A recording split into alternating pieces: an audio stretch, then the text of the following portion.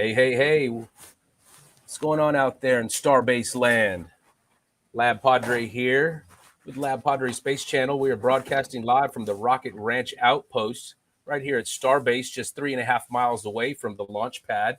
And we're here for round 3 of the Flight 10 attempt launch today.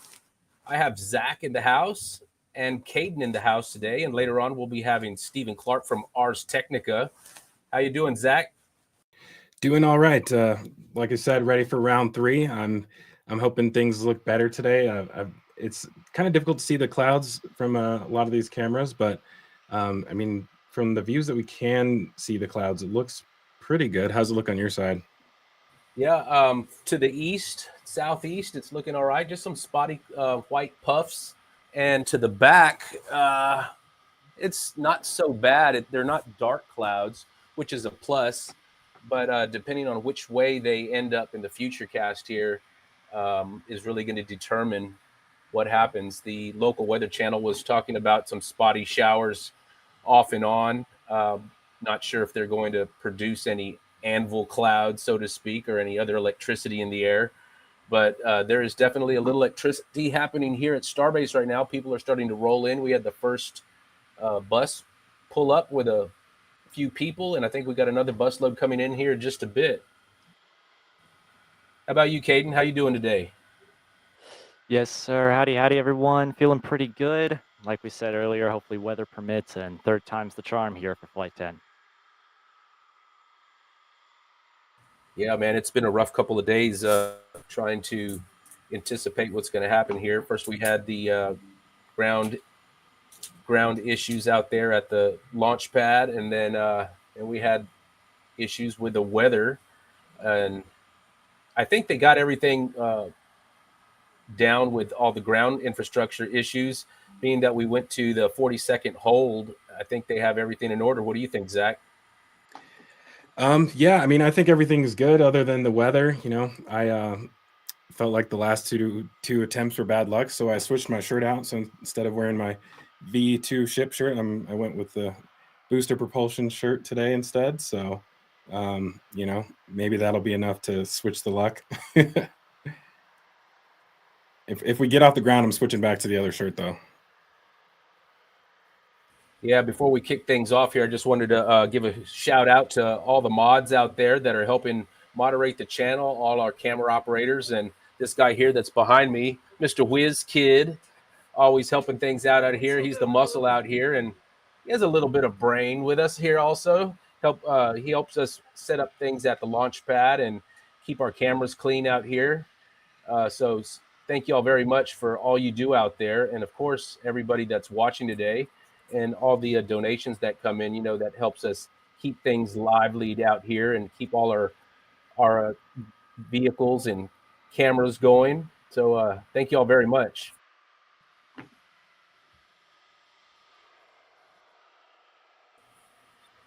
Yeah, looking at SpaceX right now, X post there 45% favorable conditions today. So it's about the same as Sunday.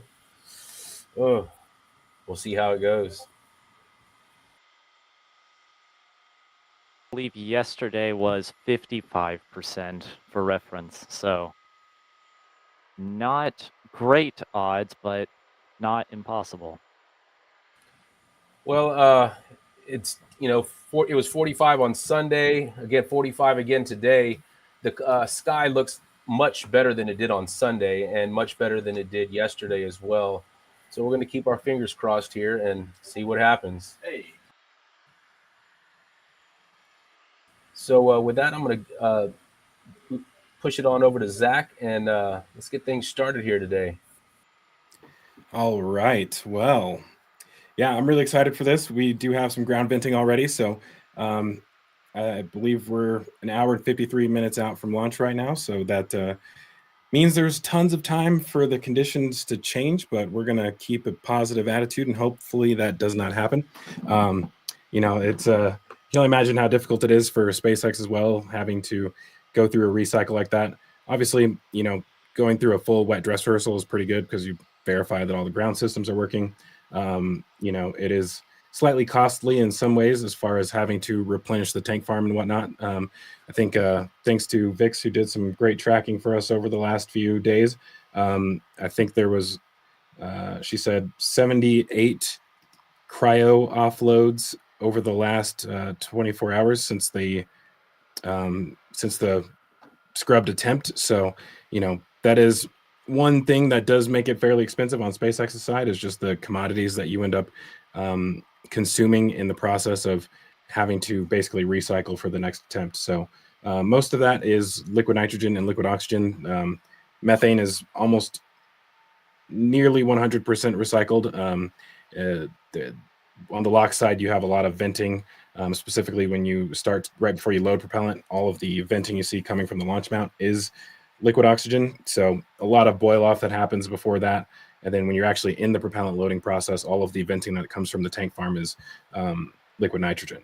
So both of those are, can't really recover them when you're purging them out to atmosphere. But with methane, you're able to recover most of it. So, that's at least one commodity that they don't have to replenish. But they are able to do that, as they've said in the past, within 24 hours. If not, then we probably wouldn't be here today. Although I do believe the tank farm has enough capacity to probably handle 2 launches back to back. I would like to see some more information from them on that, but that's kind of the estimations that we've come up with, is about 2.5 times the volume that is needed is what we believe they have. So it always is interesting to me how they do replenish after a scrubbed attempt, because you would think that they could get away with not doing that. So yeah, I've always hoped they go into more detail on the GSE side of things, but the information they do give us is good as it is, so can't really complain there. And I did see some folks in the chat that I haven't seen in quite a while. Shout out to Chief in there. I don't think he was there yesterday. So shout out to Chief. Hope you're doing well. Lab, does Chief have a mic set up? Maybe he wants to hop in here. I'm not sure if he does. He's been on live before through our Discord channel. Yeah. Well, Chief, if you would like to hop in, let us know. Feel free. Send me or Lucid a Discord message, and we can take care of that if you happen to want to hop in. Yeah, sorry you couldn't be here today, Chief, man. Sure do miss you out here and the extra camera feeds. Speaking of camera feeds, your setup is looking pretty good right now out there, Lab. You said you're going to be doing tracking during the launch today, right? Yes, sir. I'll be going out about 4 or 5 minutes before T minus 4. I'll be out tracking, so I'll jump off the camera here. Awesome.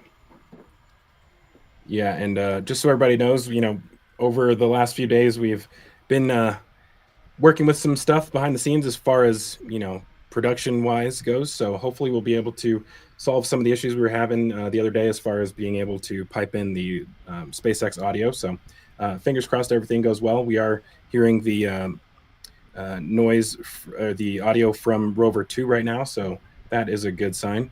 But that is the one good thing about the scrubbed attempt, is it gives you time to fix issues that come up along the way. Sometimes it's hard to actually simulate the conditions that you're going to be streaming in without actually doing a live stream. So yeah, appreciate all of your guys' patience with helping us, or as we get this new format ready. And honestly, I hope you guys like the new format too. I'm really liking it. Actually being able to be on camera. It is a little bit different sometimes, because usually I'm kind of kicked back with my feet up in the air, but today when you're on camera, not so much. Anyways, I did want to mention also, if you all happen to hear a little crosstalk in the background here, we have Stephen Clark with us. He is currently on the mic with Spaceflight Now, our partners out at Florida. So if you happen to hear a little crosstalk here, that's what's going on. And he'll be with us on our stream here after a while. Awesome. And Caden, what are you looking forward to today? And I just want to see this thing get off the ground. Yes, sir. But no, I said this yesterday, but I have a good feeling about this flight. I hate to jinx anything, so I'm gonna knock on wood here, but I think we're gonna see a ship get through re-entry today. I'm confident. This one feels different. Yeah, I would agree. We did cover yesterday a lot of the basically all of the events that happened in between Flight 9 and Flight 10. I may potentially go through some of that again today if y'all would like. I know most of a good amount of the people that are in here today were probably there for that yesterday, but it is good to go through it for anybody who wasn't there. We did get some pretty cool information from SpaceX during the stream that we didn't have previously. They actually did show a view of the failure on ship 35 from Flight 9. I may be able to pull that up here in a second.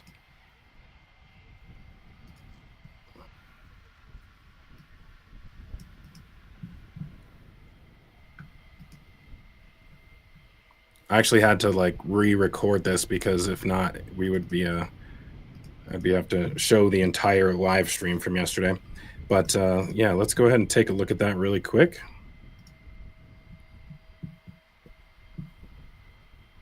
I actually got to slow this down too once we get it up here.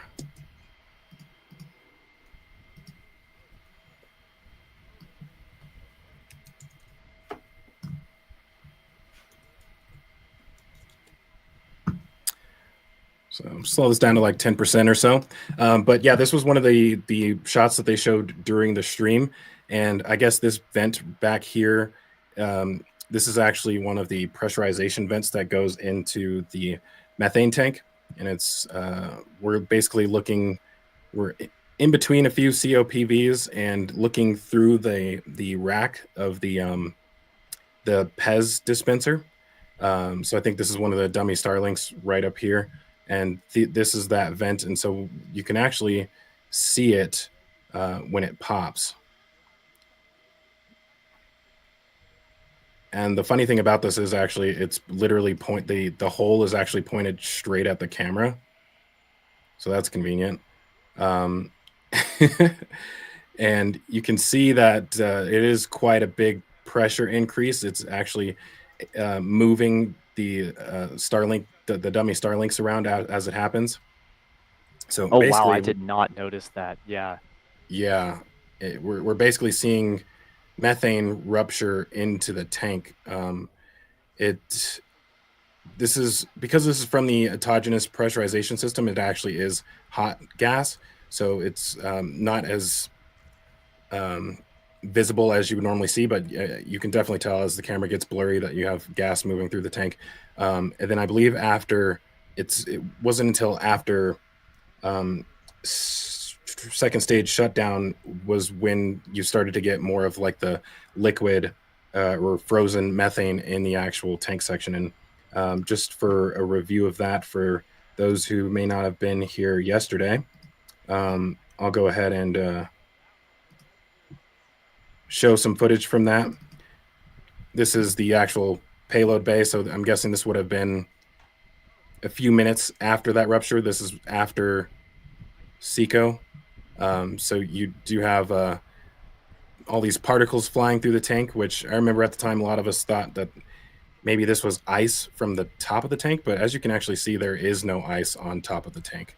And that's because you actually have that hot gas entering basically through the forward dome. I do wonder if there's some sort of insulation on here, if there's ice on top of this before launch. And that was one of the things we were curious about, is if you have ice inside of here and it all melts. I think that was one of the things we thought when we first saw all of this stuff floating around, was maybe it's just, water particles from all of the melted ice. But nope, it actually is methane in there. And really cool of them to actually show that. I think a lot of times in the past, when they had certain failures like this, like if it didn't already show up on the stream, a lot of times they don't actually show it. So SN8 is a good example of that.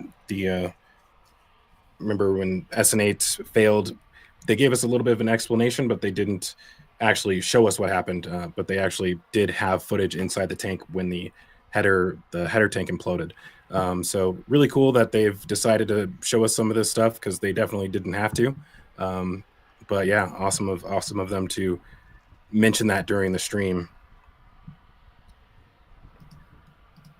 I'm actually looking forward to today's stream. I'm hoping that we get a little bit more information than we did yesterday. It is pretty awesome to have Elon on there, but at the same time, I feel like when they go through their rehearsed, their pre-planned show, we actually end up getting a little bit more information.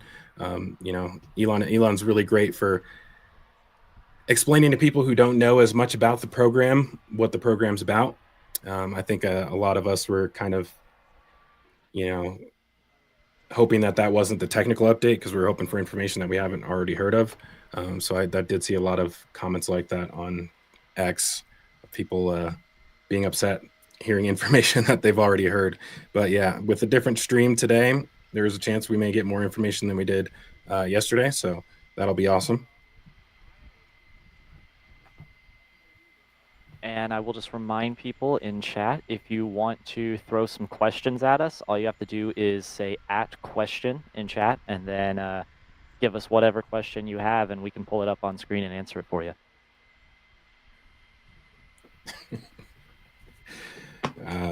Some funny comments from the chat. Matthew Lee, good evening from the UK. 3 nights in a row, seen Zach more than my own wife.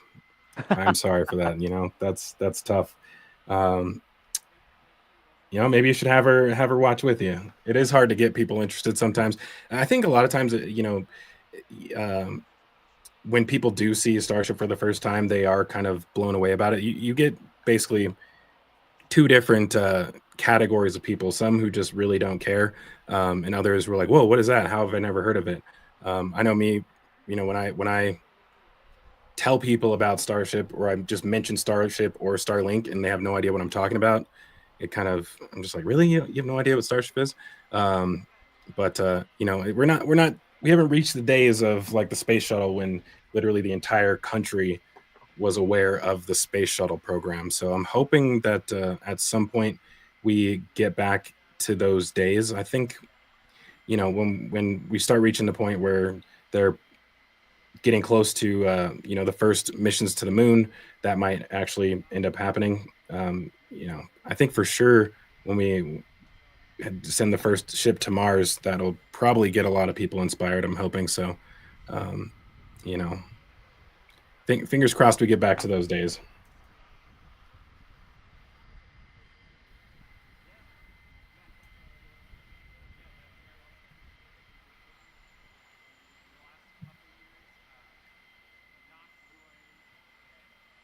And hopefully that audio is coming through from Rover 2 for y'all pretty well.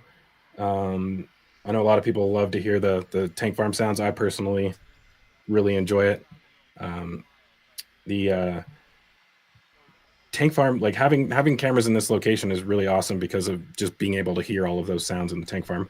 I remember when Lab used to have before they installed all of these tall objects in front of the tank farm, specifically that wall, it was really nice having the camera right in front of the methane pumps. Just extremely loud when those things get going. I think with pad B, it's going to be even louder. As you can see right in front of us on that, right below the booster, all of those liquid oxygen pumps, those are actually the motors sticking up right there. There's I think 9 of them, and then on the methane side there's 8. So in the current setup, man, I may have to remind myself actually, because I've been looking at the new stuff for so long. I believe on the current system there are 5 liquid oxygen pumps. 5 liquid oxygen pumps and 4 liquid methane pumps. So on both sides, on the methane side, it's basically a 200% increase, and on the LOX side, it's about 180. So that's gonna in the future bring down the propellant loading times pretty significantly. We've already had a pretty big increase or a decrease, I guess, since the first flight when they were pushing like 90 minutes for propellant loading time. So we're down to 45 now, and I believe when Pad 2 is operational, it may theoretically, if you were filling vehicles that are the same size, it should be about like 22 minutes. However, both the booster and ship are getting a little bit larger, so I'm assuming that time will probably be right around 30 minutes or so, maybe a little bit less. And just in general, everything they have going on with Pad B is just bigger and better. The deluge system is pretty awesome as well too. We may show some of that later since they've been doing some testing on that system as they've basically been completing the tank farm and water deluge farm over there. So yeah, we'll probably show some of that here in a little bit.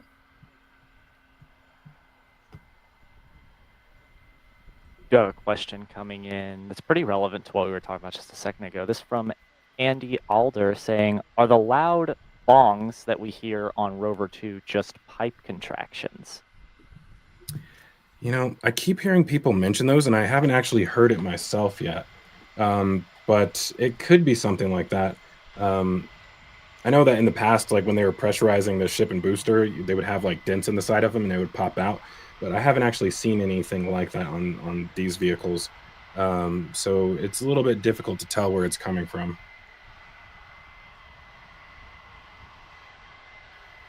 Yes, sir.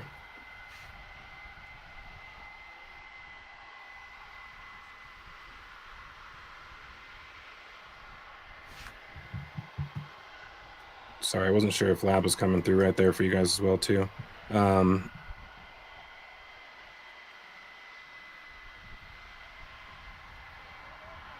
Yeah, so among other things that we learned yesterday, I think one of the more interesting things. Oh, okay. Sorry about that. I think we are able to actually bring Chief in here. That's awesome. Mic check, mic check. Yo, what's up, Chief? Hey, how's it going? Hey, everybody, how's it going? Good to hear from you. How have you been? I've been doing all right. I've been watching y'all. I'm just kind of lurking, just kind of hanging back in the background and see what y'all got going on, and been catching it more after the fact. I've been having following along as it's going. Hey, what's up, Lab? Good seeing you.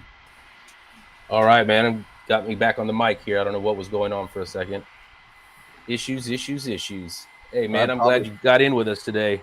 It was probably me trying to connect and knocking you off or something, but yeah. Glad to see what's happening with this. I figured third time's a charm. I'm going to jump in here and see what's happening. Yeah, do you miss being down at Starbase? It's in some ways definitely. I like seeing that and being a part of it, and sometimes I do not miss sitting on the side of the road all day long like I was doing. So that part I could definitely do, without. But I've been making it down there for every launch except for one. I was out of town, and now this one. I had just had our daughter's birthday party, so I didn't make it. And then when it scrubbed, I was like, okay, I'll be able to make it. But then they rescheduled it for the very next day, and I'm like, oh, I can't drive overnight, and I'm not going to be able to make it if I leave first thing in the morning.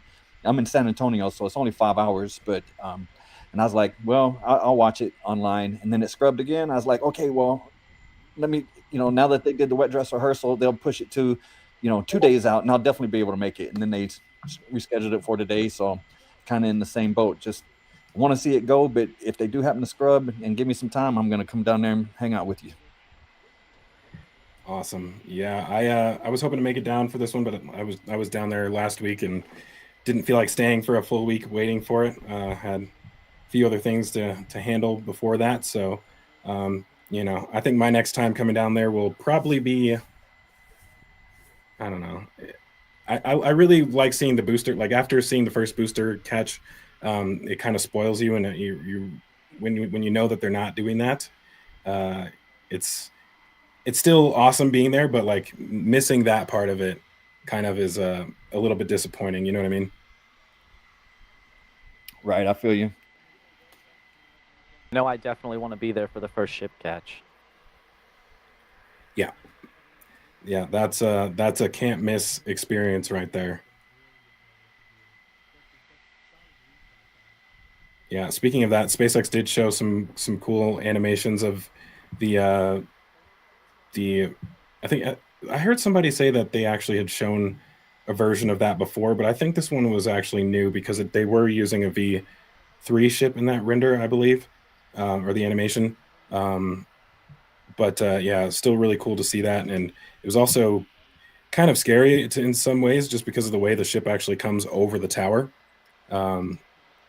But yeah, it's really exciting that we're getting close to that. I think if it wasn't for the fact that we've had these issues with the last 3 flights, we probably would be talking about a ship catch on this flight today.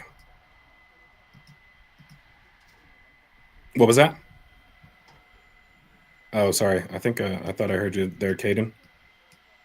No, nothing from me there. Let me go ahead and pull this up. Actually, if we want to just take a look at it.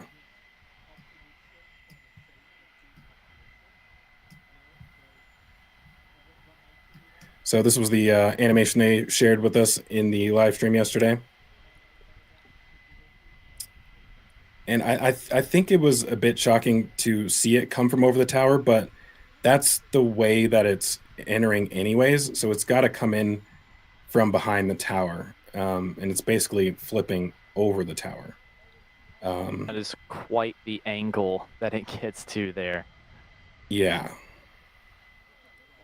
Like if you were to have a engine failure at this point, then it would probably just fall right on the tower. Surely they have some kind of abort scenario criteria like they do with the booster where they can ditch next to the tower. Yeah, I suppose, so, but at least. if you lose all thrust at this point, then there's nowhere to move it. Yeah, there's not a whole lot you can do. Yeah. But really cool of them to show that to us. I'm sure we'll probably see it today again during the stream. Like I said, if not for flights 7, 8, and 9, I think we would have reached the point where they're actually ready to begin testing this by now. Of course, that would be contingent on actually being able to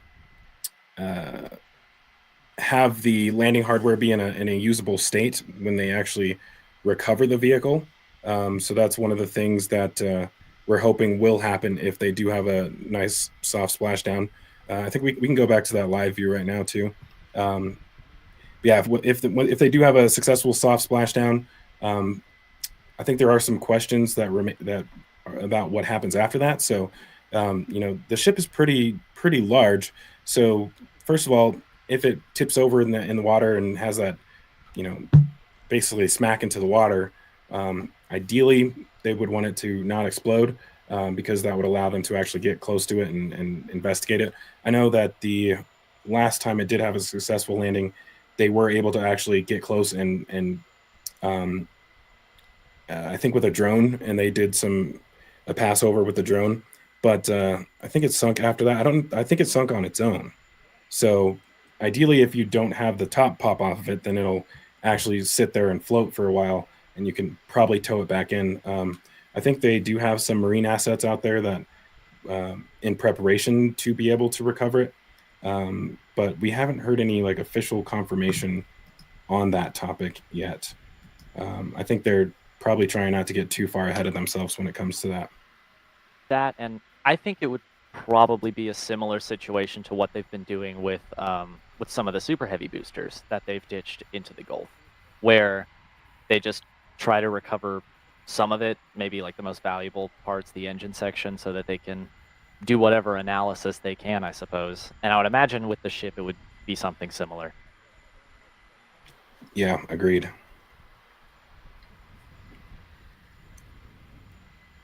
And kind of, I guess, somewhat adjacent to seeing a ship splash down today, or at least it's something that we'll get data on if that happens.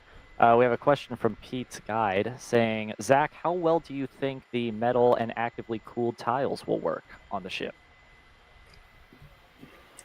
I don't know, to tell you the truth. They haven't given us a ton of information about that. Even during the previous live streams, they kind of outline where those tiles are, and I don't know if those are just generic outlines of random tiles on the ship or if those are the actual metallic tiles. But I don't know. It's tough to know that, especially with just not knowing very much information about them, especially the actively cooled ones. Like, I'm really curious about how those actually work, but they haven't really shared too much information with us. I imagine, once they actually gather some data on that, they would probably be more willing to talk about it. But I am a bit surprised that over the last 3 streams, they haven't really gone into too much detail about that.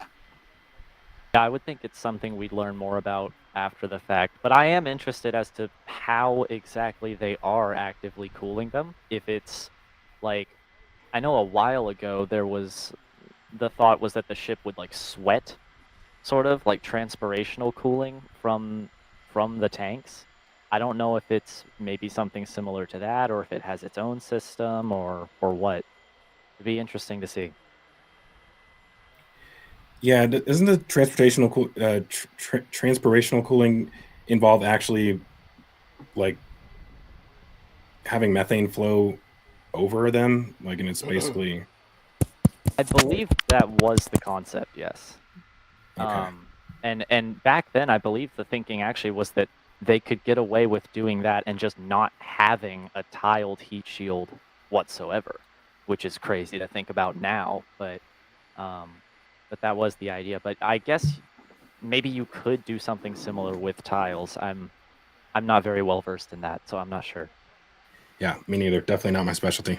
I do remember Tim asking Elon about that during the first tour that he did of Starbase.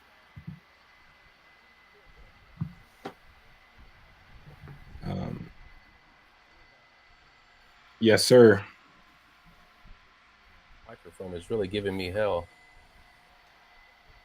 Yeah, so I'm about to put a poll out there today, get some feedback from some of you guys watching, and we want to know what y'all think if we are actually going to see a launch today. So put in your 2 cents and let us know.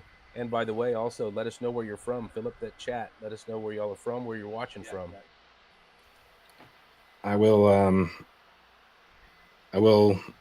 influence the poll a little bit, just showing y'all the radar right now. So this is the current radar situation. The launch site is basically in the middle of the screen here, and you can see that are some rainstorms on basically surrounding it, but to the east and west. So hopefully they stay out there. But yeah, never know what can happen.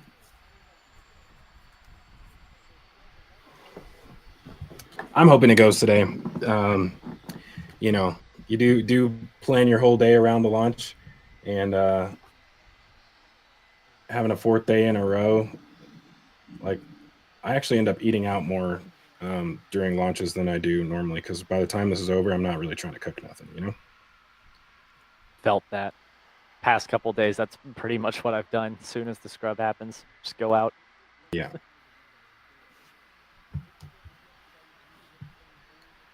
I am actually got a lightning storm going on behind me, so hopefully that doesn't cause any issues on my side with any like power loss or nothing like that. But we'll deal with it as it comes. I'm looking at Rover 2, and I see some puffy clouds in the background. I can't tell if that's from the tank farm. That's a real cloud.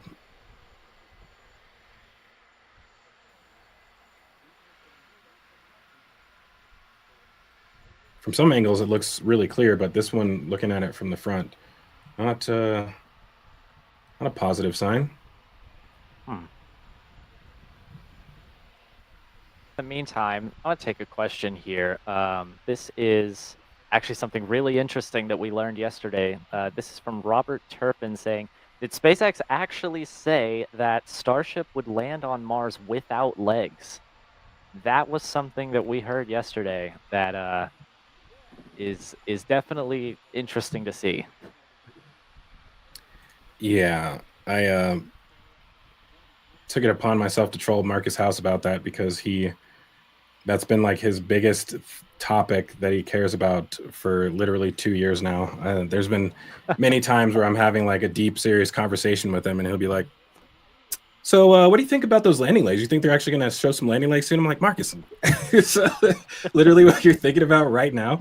But yeah, that is what they said during the stream. And I think, to clarify that a little bit, it's not like their long-term plan to actually land without legs. It seems like that is just for the first initial landing attempts in 2026. So, it is interesting that they would do that. I mean, we've basically seen a ship land on its skirt before. That was SN10. And it didn't land directly on the skirt. It landed on the legs, but it crushed the legs. And then everything else kind of went the way it did after that. So I'm hoping the same thing doesn't happen. The weird thing about it is that you have obviously the engines, like the RVAC nozzles are basically they're flush with the bottom of the skirt. So like when you come down and land, if those even the sea levels, if those engines are still firing, they're basically going to be firing directly at the ground. So you don't really have more than a few inches of separation. So I'm not really sure how that would work, because you'd probably be digging a hole as you're landing. So it's not even really necessarily about not having space for that gas to escape from. I mean, you're literally going to be digging a hole as you're landing it. I mean, it's not exactly, unless you have a paved landing zone, which is not going to happen. I'm not really sure how that's going to work. Yeah, I would love to hear more information from that. I believe there were some, it was either Mars landers or maybe a lunar lander that suffered from that issue, where it kind of sunk into the ground because of the hole that it dug with its own engine. I want to say that might have been an issue on one of the Apollo flights, but I'm not 100%.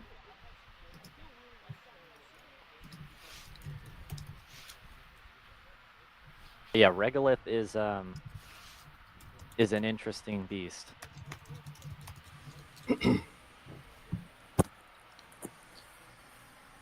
Yeah, I mean, the thing about that is, like, I would hope that they would maybe test something like that on Earth. Try and land it somewhere in the desert or something like that. Ideally, close to a location where it's easy to get to kind of clean everything up. But if it should be much easier to land on Earth in general than it is on Mars.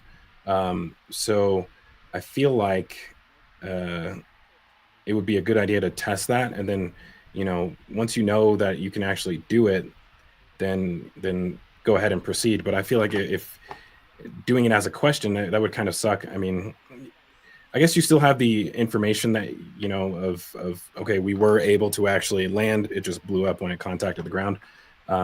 So it's not a total loss, but if you can successfully land something, that helps a lot as far as gathering data. So I don't know. The curious thing about it to me is just the fact that they seem to not be focusing on development of landing legs at all right now, which makes sense. I mean, they do have bigger things to worry about, but I would think that would be something that's in development. And yeah, go ahead. especially considering HLS coming up, you got to have legs for that. So hopefully there is something going on there at least. Hey, Zach, I did hear someone was saying that we do have some tower venting. There we go. Let's see what is happening over here. Yeah. Chief, what do you think about the landing legs, or lack thereof?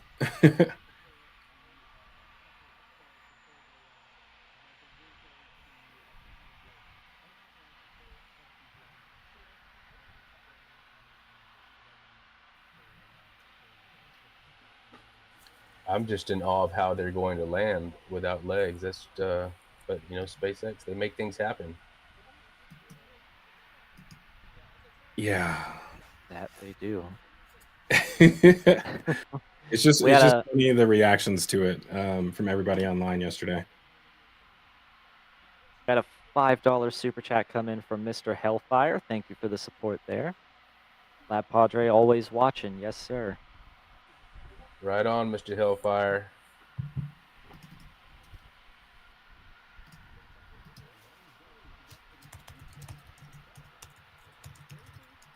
So we are around right under 1 hour, 18 minutes to T-0. Have we seen any of the classic grass venting yet? I don't believe so. Or sorry, the grass vent, yes, is going currently. The launch mount, I actually think the launch mount literally just started venting a second ago.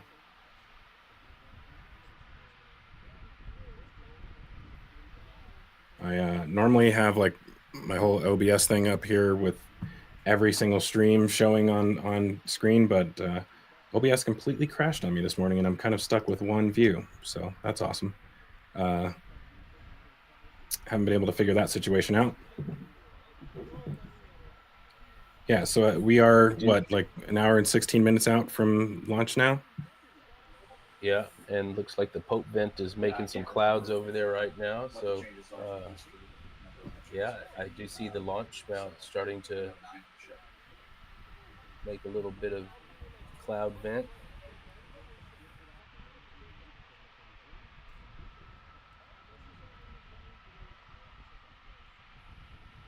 You know, I was saying earlier I missed the times when you had the cameras next to the methane tank farm, but I also now I'm thinking about how it used to fog everything out and you couldn't really see anything until propellant loading ended.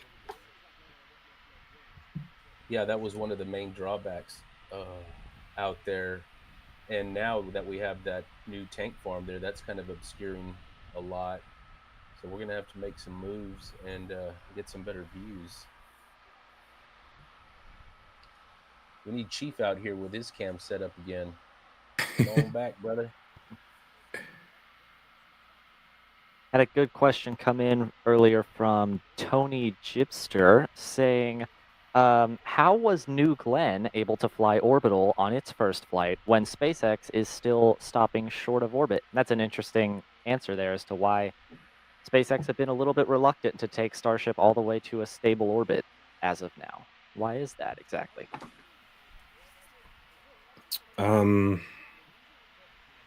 Anybody else want to answer that one? Oh man, that's a little over my pay grade right there. I didn't actually think it went. Oh no, I'm thinking of something else. But yeah, I'm gonna have to skip that question.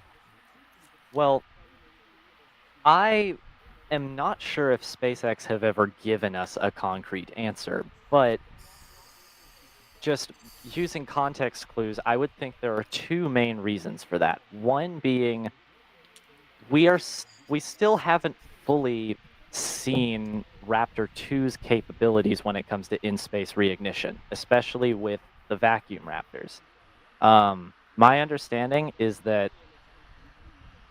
maybe the confidence isn't quite there for Starship to perform orbital maneuvers yet until we get around to V3, or at least until they are reliably having ships re-enter from the suborbital trajectory.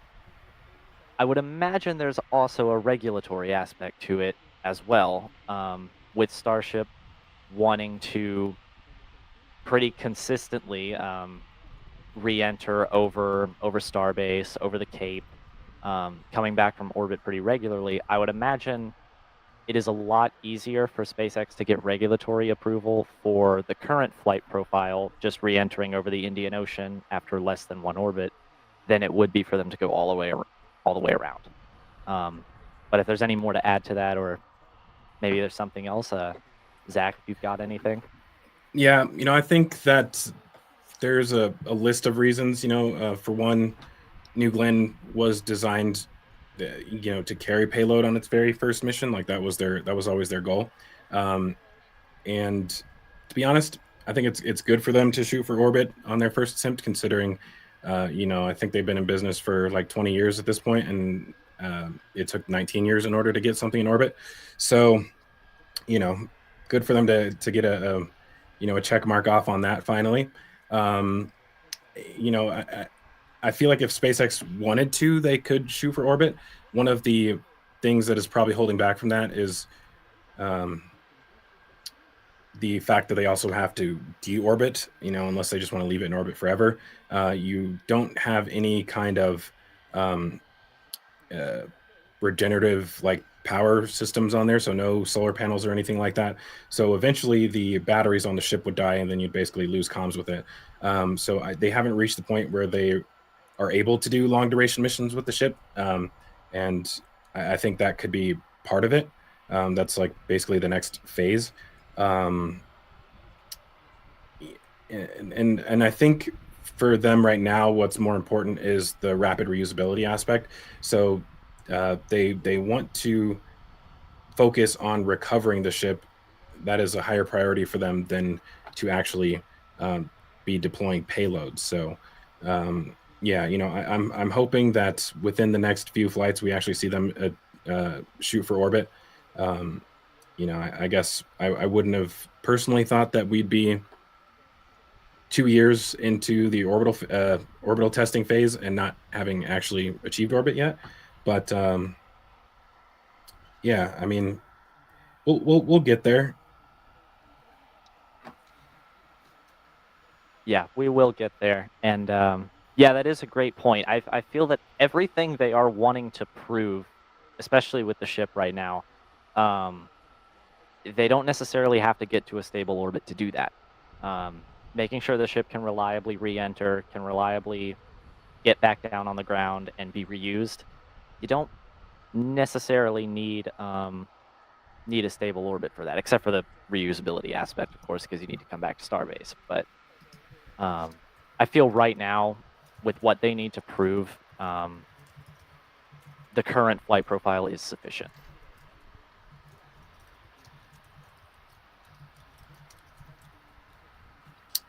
Yeah. On second thought,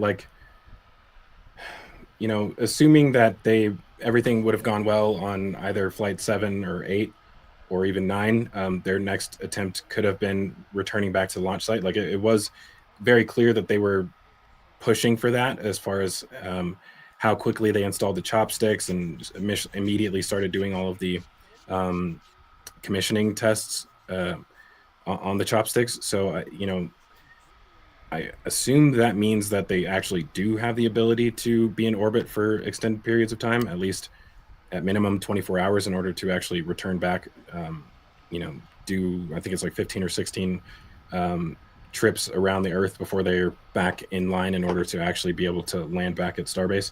So I assume they have at least the ability to be up there for 24 hours, as far as maintaining that their capacity in that battery that they have in the ship for the avionics system. So I think we'll find out more information on that pretty soon, once they do have that first soft touchdown with the V2 ship. If hopefully it's not pushed all the way out to the V3 ship, but once they have that, I think they'll start giving us a lot more information. I think they've kind of been hesitant to release certain information until they actually achieve the goals that they've set out to achieve for this phase of testing.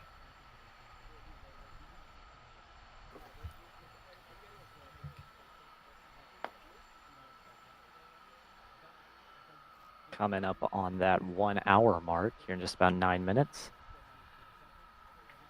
Haven't seen any more updates from SpaceX in the last hour or so.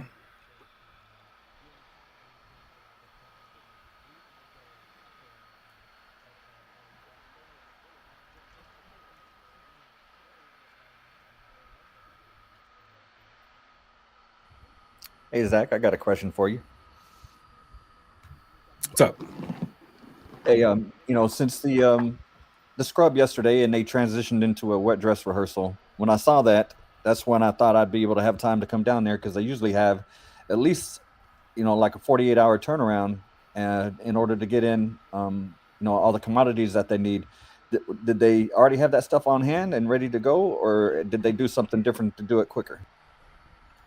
Yeah, I think in the past they have mentioned that they're able to do it in 24 hours. I think one of the things that pushes them to 48 hours is if the water deluge system activates.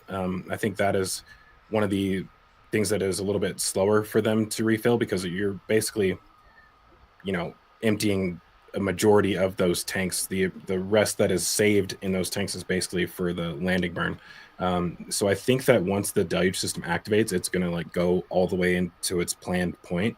And it's not like you just activate it and abort the deluge system for some reason. So as far as the cryogenic commodities, they did immediately have a bunch of tankers show up after the abort yesterday, and I think they had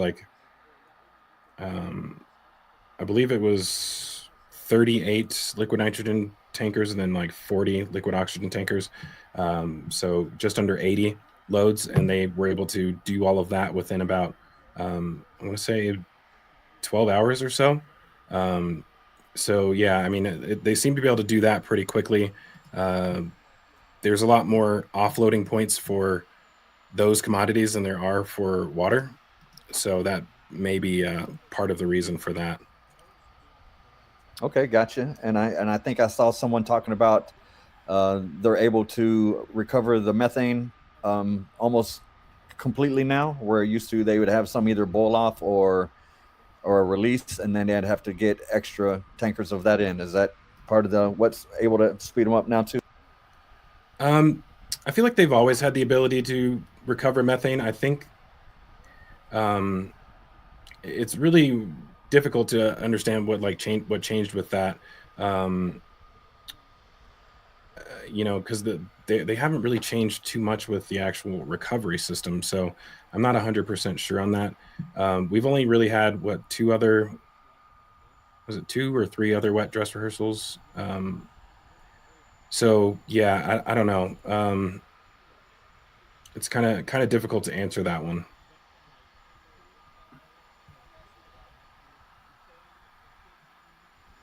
All right, well, you need the way to give it the old college try. For sure. Yeah, I mean, again, and that's one of those things that I wish they did give us a little bit more information on. I'm all about the ground support systems.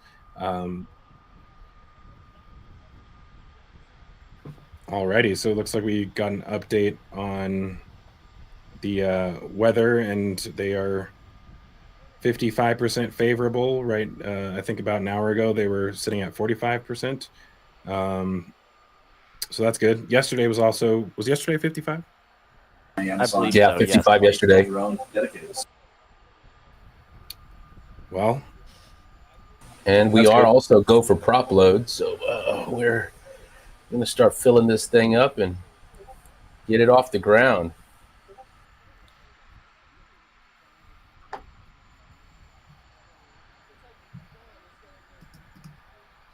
And this time around, I'm going to zoom in on that ship QD earlier, because I waited last time until the vent on the tower stopped, but they actually began loading methane before that vent, and so I'm going to go ahead and a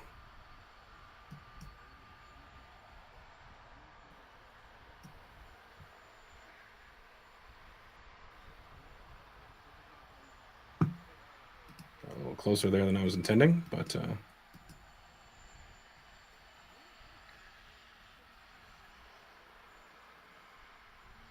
yeah, and then for those who missed it, the reason that they had the scrub 2 days ago was due to some issues with the actual liquid oxygen, one of the flex hoses for liquid oxygen. So I would say it's the one that's closest to us, but it's kind of hard to tell, I guess, for some of you, maybe which one is the closest. But they actually did end up switching out one of those liquid oxygen hoses. And as far as we could tell, everything went perfectly with that. They did do a full, basically completed prop load yesterday. So basically got all the way through that without having any issues. So that fix worked out fine. And it really just comes down to weather at this point. Exactly. I think that's, Do you happen to have any numbers on hand? How much fuel we're going to be pumping into this thing, and how many pounds of fuel per second is actually flowing through those pipes? Oh man, It's a little bit difficult to give rates on that, but I believe there's. Oh man, I think it's 4,300 tons in the booster and 1,300 in the ship.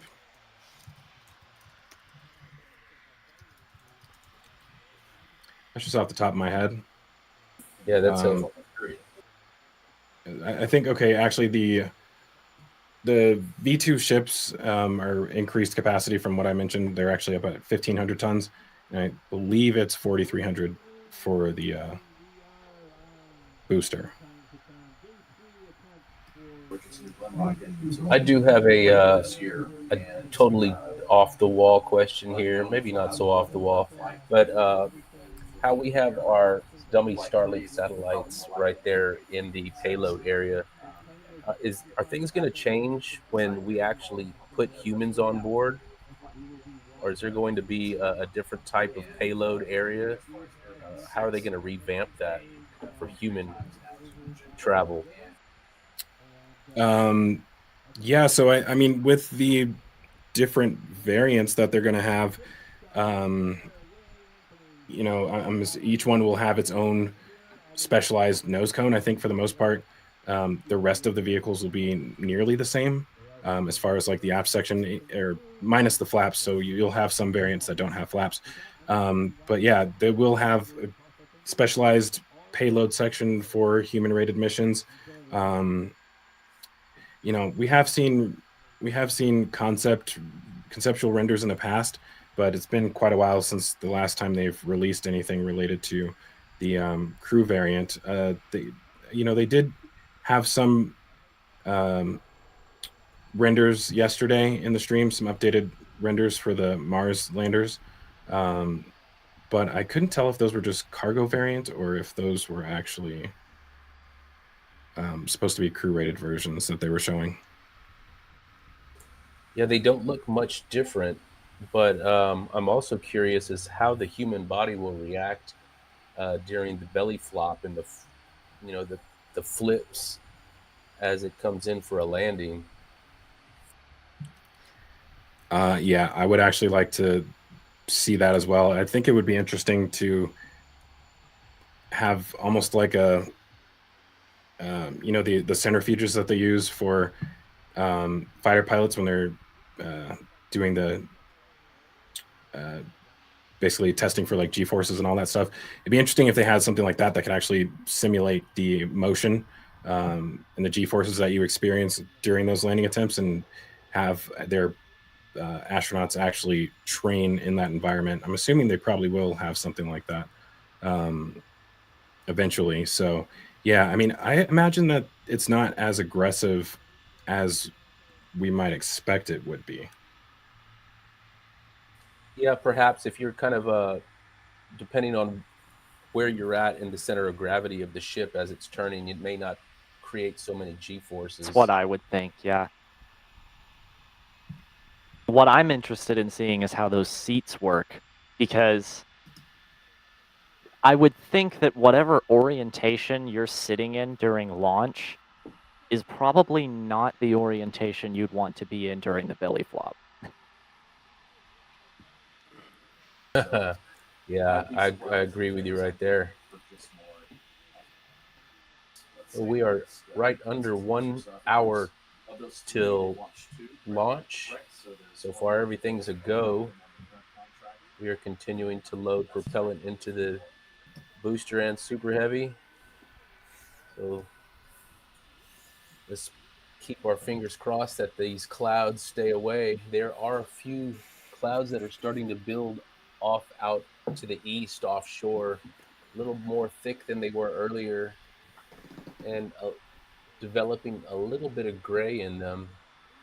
A couple of thunderheads to the southeast as well. So we'll keep an eye on those, as I'm sure SpaceX is also. We did just get a $20 super chat coming in from Joni. I'm still not sure how to pronounce that, but saying you guys are awesome, great commentary. Thank you so much for the support.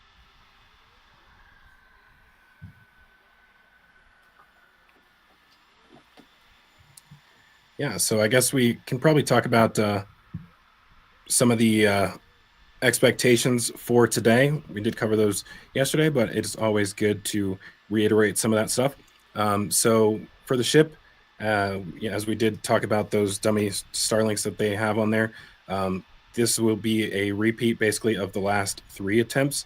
So on Flight 7, they had 10 Starlink simulators. And on 8, 9, and now 10, they have loaded 8 of those simulators. So that will be nice if we reach the point where they are able to actually do that payload deployment test. SpaceX has mentioned that they do expect the Starlinks to basically come back in on a ballistic trajectory with the ship. So they will basically be following the ship through reentry and burn up in the atmosphere. So wonder if they're expecting to be able to catch footage of that. I'm not sure what kind of marine assets they have, but I think it will be landing in daylight. So it may not be as visible anyways if they did have cameras out there. So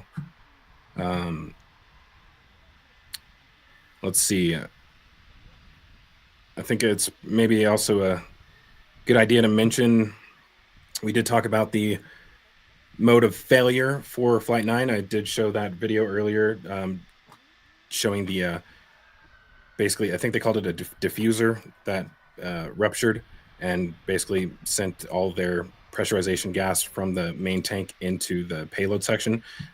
So they do have a fix for that on this launch. And they also mentioned that they were able to like recreate the failure while they were testing at McGregor. It's interesting that nobody happened to catch that because I'm imagining it would have been visible somehow. We usually catch most of that stuff that they do down there. But yeah, so they do have a fix for that. As far as we know, the issues from flights 8 and 9 have also been solved.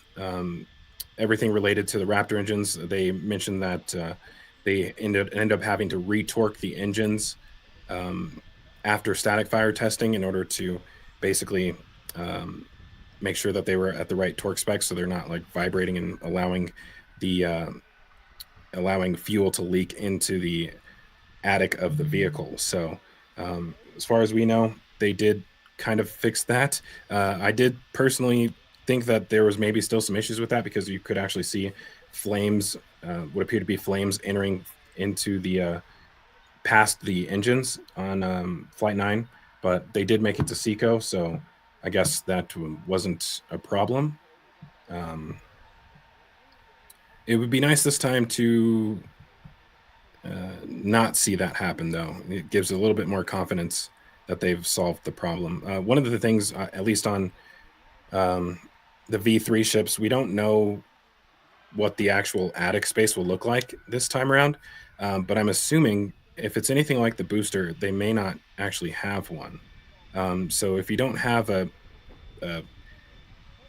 basically an area for that gas to accumulate in, then you don't really have to worry about having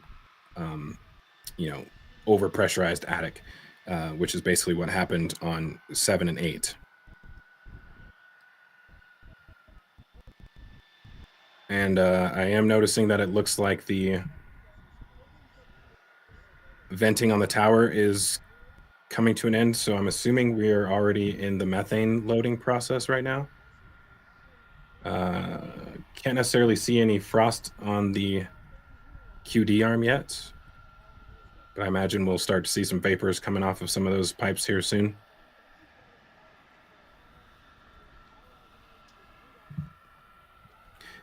Cool. And I guess, Chief, you're going to be heading out right now?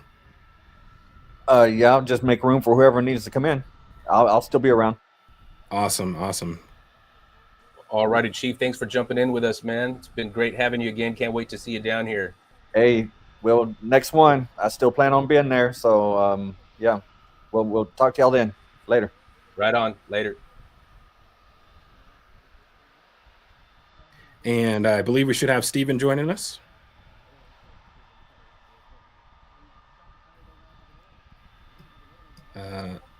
Possibly in a few minutes, I guess. Jumped the gun a little bit there. Sorry about that. Yeah, of course.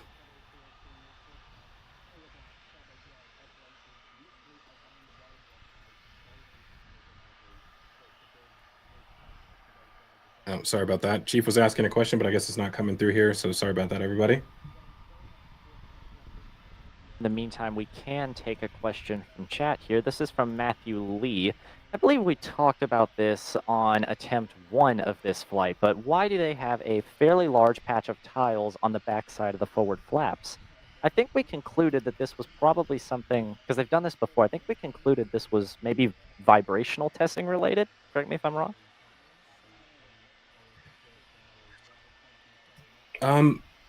Honestly, I'm not 100% sure about that. I have heard similar things. I think they were potentially testing a different attachment method for those tiles. But I'm honestly not 100% sure, and I don't know if they mentioned that during the stream yesterday or not. I tried to catch most of what they were saying. Wow, sorry, this venting is getting crazy. I'm like trying to zoom us out a little bit so we're not just looking at a bunch of vapors. We get it, Pad 1, you vape. Yeah.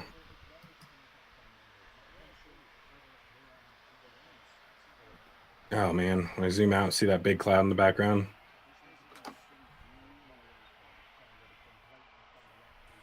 Good stuff here.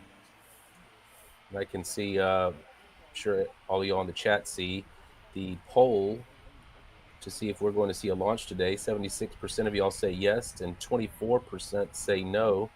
So let's hope the guys that are saying yes are right. All righty. So now we have Stephen Clark from Ars Technica coming in today. Hey, Stephen, how you doing this afternoon? Great to hear from you, Lab. I'm happy to be sitting right here next to you at Rocket Ranch Outpost, a little under 4 miles away from the Starship sitting out on the pad. We're seeing the tower vent. Beautiful evening shaping up here. A lot of blue sky, a lot more blue sky than we've been seeing the last couple of days. So I'm optimistic from a weather perspective that we will be go green for launch this evening. The last official update I heard from SpaceX was 55% favorable, which is an improvement from 45%, which is what they said a few hours ago. But I think it's trending in the right direction. Probably, if I had to put my odds on it, more than 55% at this point. But you never know; things can change rapidly. I've covered the launch business for almost 20 years, and I've seen launches go and when there's a 90% chance of violation, and launches scrub when there's a 90% chance of favorable weather. So we'll see. Yeah, I am going to say again, as I did yesterday, if they do get this thing up in the air, I'm all in on a full successful launch and land of the ship out in the Indian Ocean. So I'm putting it all in. Yeah, I want to see those new flaps in action. That's one of the big things I've been looking forward to. I imagine that if we do reach reentry, won't see the same issues that they had in the past as far as some of that burn through on the actual flaps. So that'll be really cool to actually see them in action. I'm more looking forward to seeing the flaps than I am seeing the 3 grid fins on the booster, the V3 boosters. You know, I don't understand the 3 grid fin hate personally. I'm coming around to it. They are very interesting for sure. One of the cool things about the grid fins is that they basically integrated the landing hardware. Sorry, I think SpaceX maybe went live just now. Yeah, they are live right now, so we'll zoom in here in a second. But yeah, with the new 3 grid fins on the booster, they are 50% larger. They showed us some images of those both in the stream and I think posted them on X the other day. Yeah, those things are massive, and being able to actually basically land directly onto the grid fins instead of having separate landing hardware will be nice. So yeah, lots of improvements there. It's going to be weird seeing that with the larger grid fins and only 3 of them. But you know, like I think it'll just like the forward flaps on the ship when those first came out, a lot of people didn't like them. But I think for the most part, it's grown on everybody. So, and always remember function over form. That's a fact. What'll be interesting to me is seeing how the grid fins are like integrated into the main tank now, which is just it boggles my mind how they're managing to do that. I think it was like they have their own little enclosure sort of within the tank, which is really interesting to me. Yeah. So you're talking about the grid fins? Yeah, the V3 grid fins. Yeah. So they have mentioned that they're basically going to be, and we did see that as well when Elon did his last update. You could see that the grid fins are actually basically inside of encased in like a cylinder that extends into the actual tank. So that's very interesting. I'm very curious how that's actually going to work. I'm not sure how much detail we'll get on that, but the other big thing was the avionics system, because that's one thing that actually used to be in between the forward dome of the booster and the hot stage shield, the forward shield on the hot stage ring. So very curious what they're going to be doing with the avionics system, but again, not sure if we'll actually find out that information.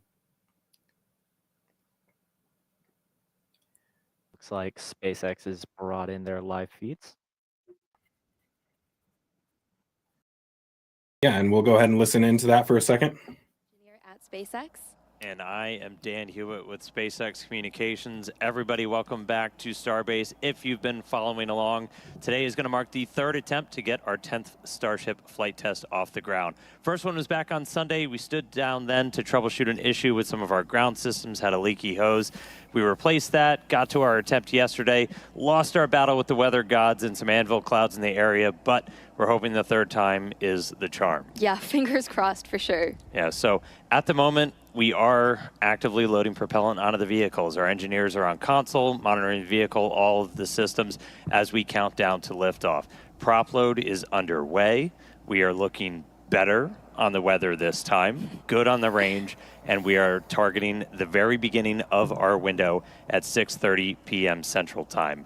Our objectives for today, really with the ship, are going to look very similar to the last couple of launches, looking to deploy those Starlink simulator satellites, fly a whole bunch of experiments during Starship's reentry, testing the limits of its heat shield and its flaps. Ultimately, we want to see ship do controlled descent, soft splashdown in the Indian Ocean. That's really what we're looking for today. Regardless of the outcome, though, goal is always to collect as much data as possible. That gets us one step closer to a fully operational Starship. That's right. And either way, flight tests guarantee the maximum level of excitement. And Starship will allow us to fly the heaviest payloads ever flown and ultimately fly humans further into space than ever before, even all the way to Mars, as we always talk about. Our progress here at SpaceX is measured by getting closer to establishing a self-sustaining civilization on Mars, and these are the flights that are forging that path. That's right. Now, a whole bunch has happened to get us to this 10th flight test. We're not going to go all the way back to the beginning, but we're going to start with Starship's 9th flight test, which lifted off in May. That one did end with what we call a rapid unscheduled disassembly, or a RUD, on both the ship and booster. Let's take a quick trip back. So Flight 9 marked the first reflight of a super heavy booster. We saw successful hot staging and the first ever deterministic flip, which gives us extra performance. The reused booster was flown at a much higher angle of attack to push the envelope on capabilities.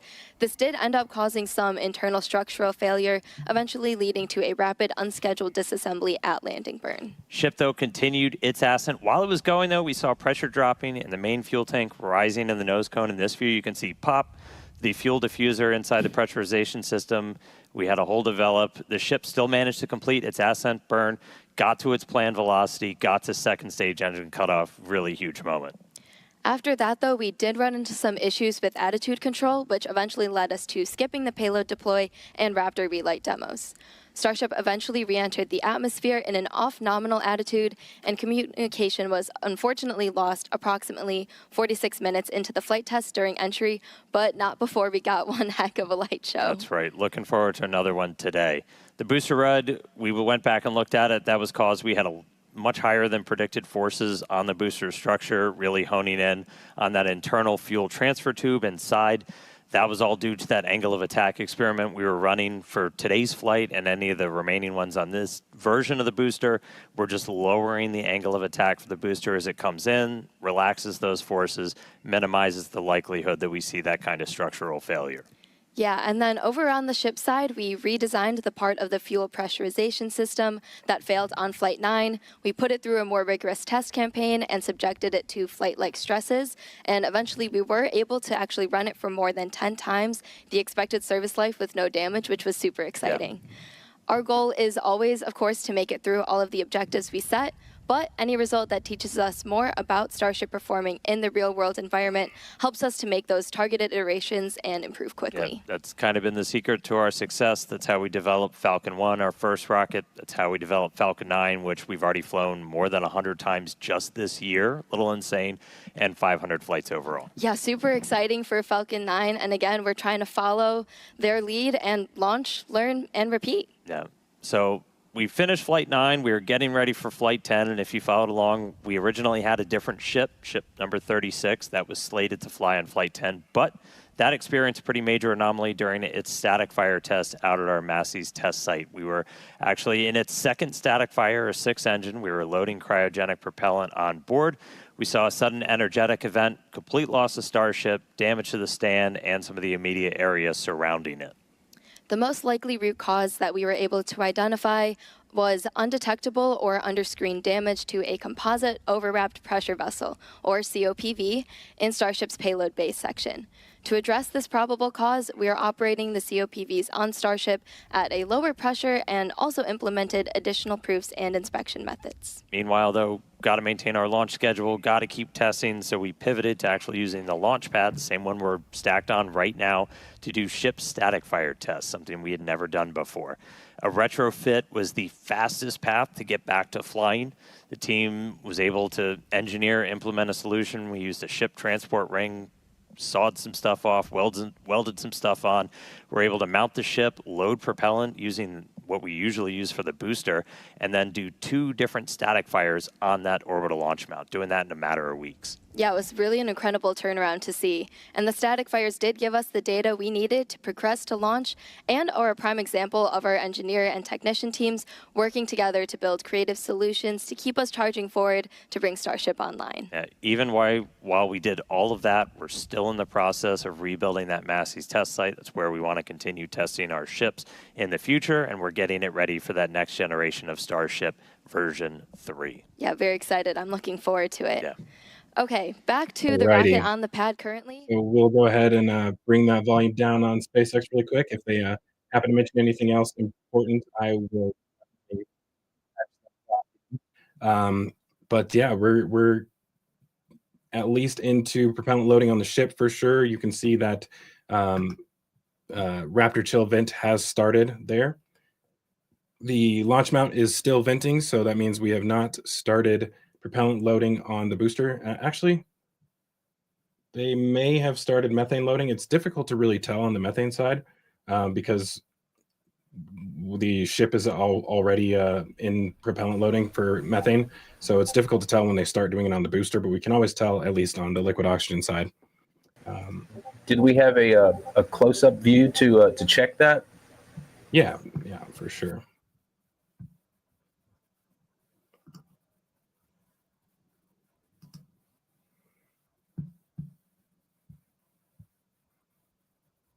Oh, actually, even just from this view right here, we can actually see that frost on the booster's methane tank.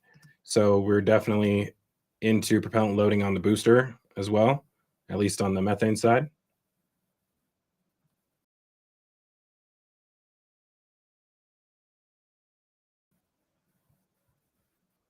That's what we like to see.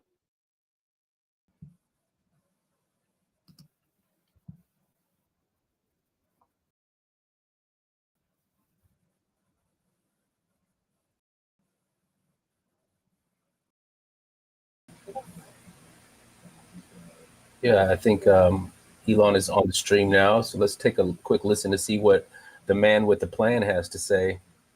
And that give you reason to live. Life cannot just be about solving one tragic problem after another. There must be also reasons to get up in the morning and be excited about the future. And a future where we are a spacefaring civilization is infinitely more exciting than one where we are not. And we're doing it all pretty unique location. I mean, the pad's behind us. We got rocket on the tower. We got another tower with it. We're sitting inside Star Factory. And I mean, it wasn't like this for very long. This is all pretty brand new. Yeah, I think we moved Starship here in about the early part of 2019. So I think this may actually be the same feed from yesterday. I think they're just replaying that. So we'll lower that back down. But yeah, getting close right now. 37 minutes left to go. I do not think we've heard any additional updates from SpaceX as far as potential delays or any updates as far as what their percentage chance of go is. I think it is gonna be getting better here. We did have a thunderhead that is actually moving to the north, that's offshore, and after it finishes moving, which will probably be gone within the next 30 minutes, we should have almost clear skies all the way up. That is great news. From at least the view that we're looking at here, it does look pretty clear in the background. I think when a little bit more to like the north-ish is where most of those clouds are right now, but we're not traveling north, so luckily that's a good thing.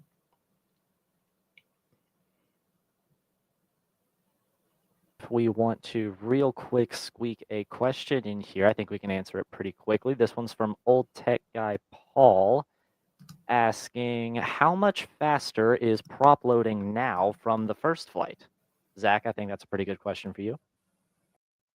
Yeah, definitely. And I was just zooming in right here really quick because I saw some vapors coming around this side of the ship, but I think that is just from the Raptor chill vent on the opposite side. So luckily I don't think that's coming from the QD like it did the previous time.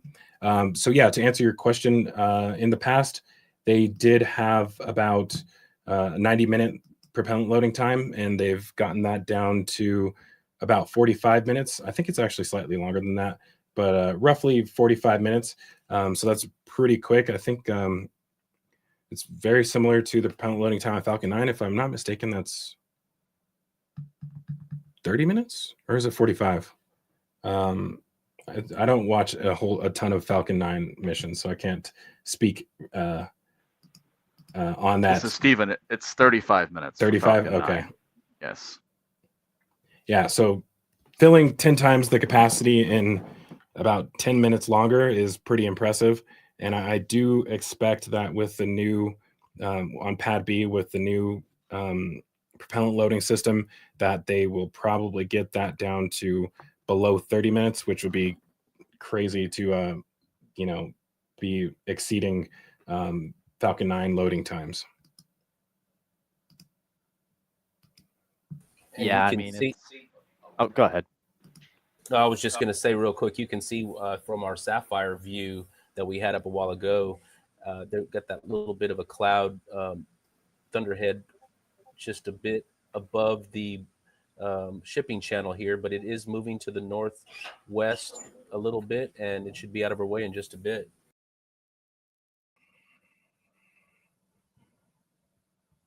Very good news. And I was just going to kind of piggyback off of what Zach was saying. It is pretty astounding to think, especially with regards to Super Heavy. I mean, that thing alone is the height of an entire Falcon 9 and several times the width of one. And they're able to fill that thing up in practically no time flat. I mean, it's pretty fantastic.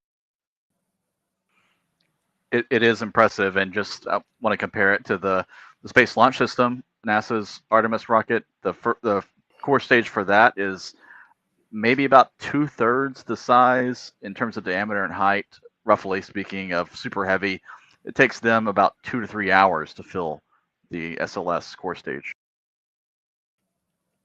Yeah, that's pretty crazy. New Glenn's prop load time is extremely long too, right? Yeah, I don't have those numbers right in front of me, but it's certainly longer than Super Heavy. Yeah, and of course, I imagine New Glenn will be similar to Starship in that as they fly it more, they'll probably be able to cut that time down. But yeah, it has been extremely impressive just how much they've been able to streamline the whole prop loading process with Starship. And it's only, I imagine, only going to get shorter.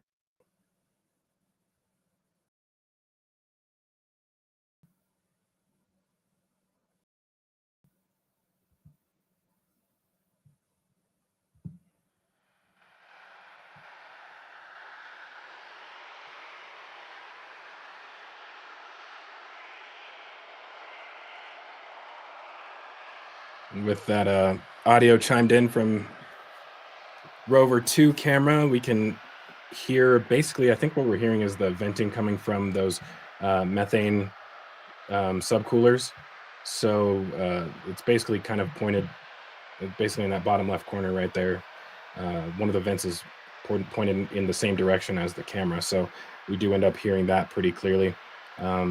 Sometimes as the booster is filling, they do incremental vents in order to release some of the pressure because they pressurize the booster ahead of time. And then as it's filling up with liquid, that pressure keeps building because it's just like compressing that gas column. So every now and then they will do a vent from the booster tanks. And really, that is pretty much the only loss of methane that they get during these comes from when they do that depress vent during prop load, and also detanking as well too. But yeah, that ends up being pretty loud sometimes if we're able to hear it over the sound of the methane pumps.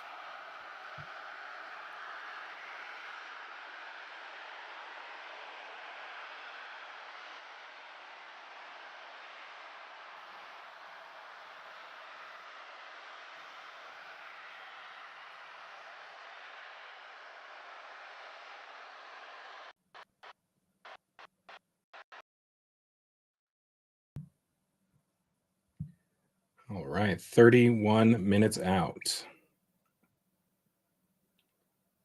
And just to remind everybody, if they do end up holding, it'll be at the 40-second mark.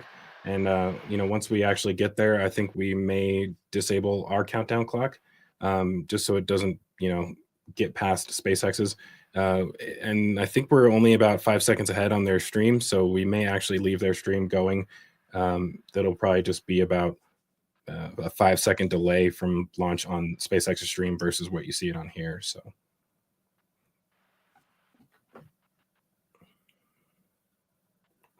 One of the cool things actually about a pad B versus what we see with pad A. So the vents that come out of the methane subcoolers, which you're seeing right here, basically creating like a V underneath the full stack. All of those are combined into a single vent for pad B, and it'll basically be like one solid column of gas coming up from one location for both the liquid oxygen and methane sides. So I believe right now the visibility is pretty good, but at times, depending on the weather conditions, it can turn the entire pad into a lake. Basically, huge ground level cloud, which it does disrupt the views sometimes, but I don't think we'll see that on pad B at all. It'll all be basically concentrated within the tank farm instead of onto the pad.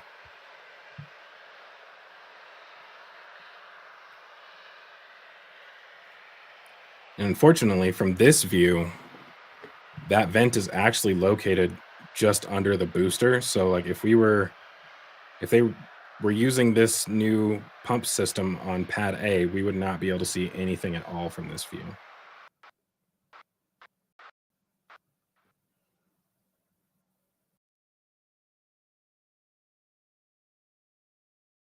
And we are just under 30 minutes now from T-minus launch.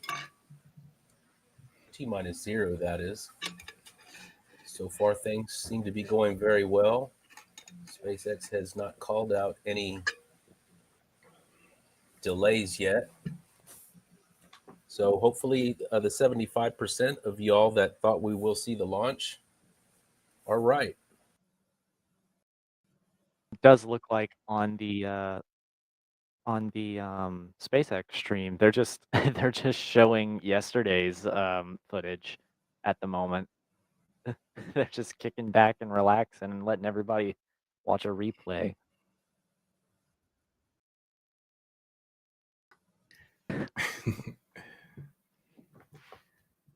Yeah, that's a convenient way to do things, actually. I don't think Elon has time to be sitting in there the whole time. I was actually surprised to see him in there in general. I figured he would probably be in mission control, but he did actually end up leaving a few minutes before. I think he left like with T-minus 10 minutes or something like that. So, you know, when you have been having repeated issues between flights, I think he actually wants to be in the mission control room instead of hearing things through his earpiece or whatever. But yeah, I'm hoping that we'll have a bunch of good news today, and you know, it's really depressing to see issues, even though you know that it's a test program. Seeing some of the issues, you know, you have so many people working really hard on all of this stuff. You know, I would say the booster team has, you know, really been kicking butt and taking names. And you know, I feel like the ship team is as well too. The thing is that a lot of the things that they've been working on, as far as like the flaps and the TPS teams, don't actually end up they aren't actually able to test those when the ship doesn't make it to reentry. You know, so when you have issues basically on the propulsion side, and that kind of is a bit disappointing.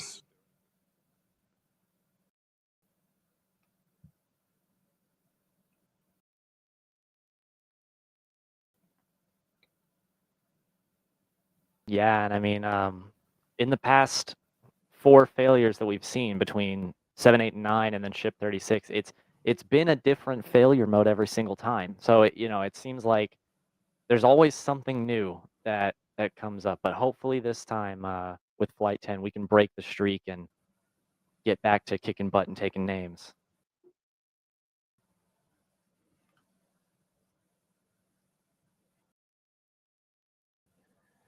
Yeah, one of the interesting things that I'm listening to the SpaceX stream in the background here as well too, just so I can pay attention to what's going on. But they have mentioned repeatedly over the years they desire to refly boosters within an hour, and that's actually really crazy because if you think about it, like with the current state of things, with the 45-minute propellant loading time, you really have to land the booster on the chopsticks, set it down on the launch mount, and then have the ship fully stacked within 15 minutes and be loading propellant like immediately after that. So, I think 45 or an hour on pad A would be basically impossible. Doing that with pad B seems a little bit more reasonable if they're able to, when they get that propellant loading time down to about 30 minutes. But that also means that you have to have the ship sitting next to the launch mount when the booster comes in for landing. So I'm really interested to see how they end up doing that in the future if we ever reach that point. Will be exciting to see. And I just want to run through a couple of super chats we just got recently. We got a $10 donation from Donald. Thank you very much for that. And then we got 50,000. I figured out what this currency was the other day. It is Indonesian rupiah from Erna. So thank you guys for the support there. Yes, sir. Thank you all very much for your extended international support.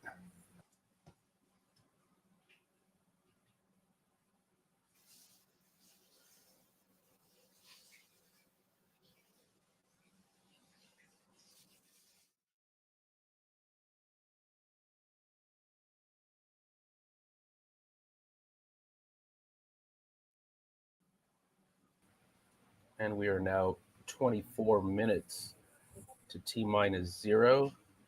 And I'm getting a little antsy over here. Come on, come on, come on.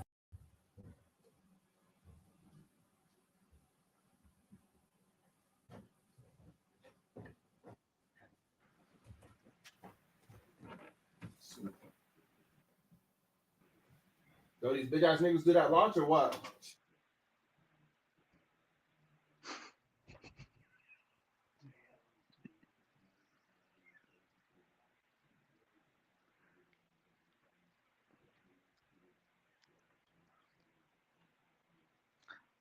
Lab, correct me if I'm wrong, but this may be some of the best weather we've had for a Starship launch because no fog, no haze, very few clouds. Yes, sir. Yeah, that cloud has moved on and got some stuff way off in the distance that's definitely not going to help us. You know, once we start tracking up, there's absolutely nothing up there. So it's just nothing but blue skies.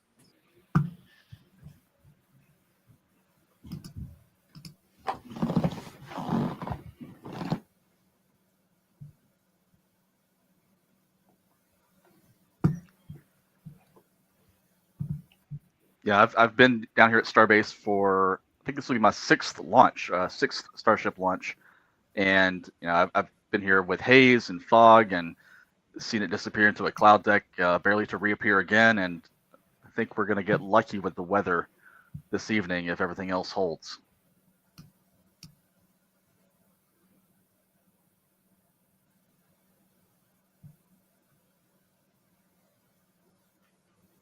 Why does everybody keep saying R.I.P. Zach?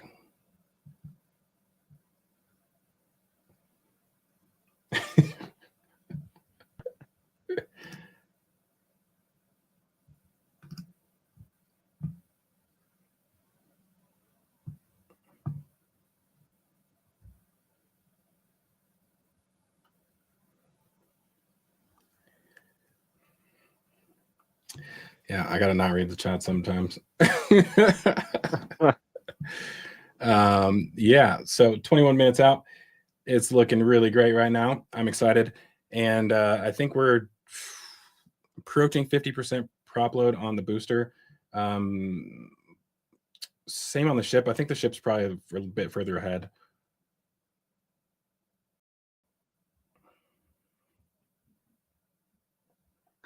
Yeah, from my vantage point here at the Rocket Ranch outpost, I can see the frost lines with the naked eye looking out the window. So you can really, the visibility is good enough to be able to distinguish that from, you know, 3 or 4 miles away. Great to hear. Would real quick just like to thank Fuel Guy for the extended support, $20 super chat there, saying go for launch and a double splashdown. Yes, sir. Hope to see that today. Right on. Thank you all for your extended support there.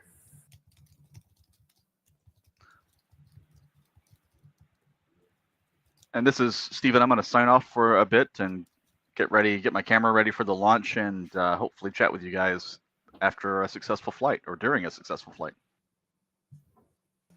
All right, man. I'll see you out in the deck here in just a few minutes.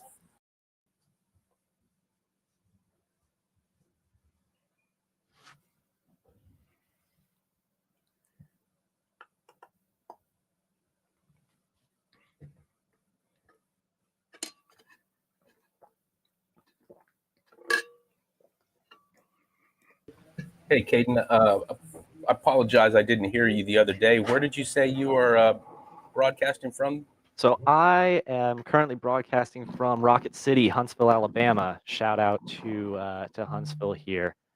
I'm about 5 minutes away from NASA's Marshall Space Flight Center, and I am a student at the University of Alabama in Huntsville. So that's where I'm coming at you guys from. Right on. We need to get you out here, definitely. I'd love to be down. I have personally never been to Starbase. I've tried to go down for a couple flights, but scheduling always gets in the way. But I would absolutely love to be down.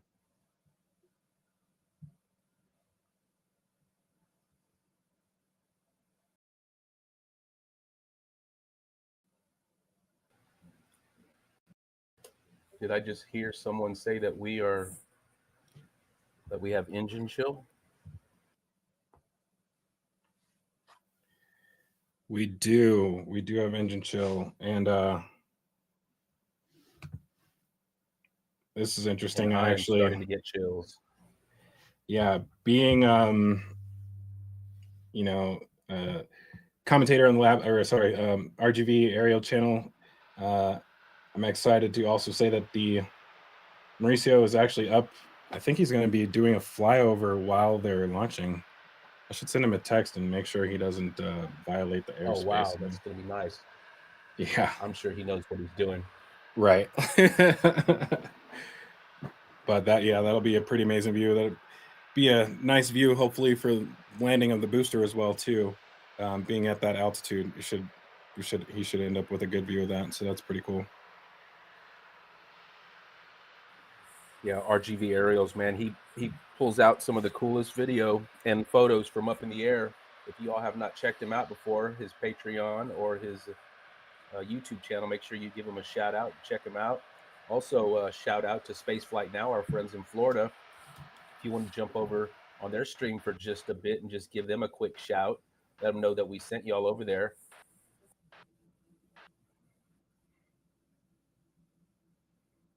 Looks like SpaceX is doing the classic Boeing 747 comparison.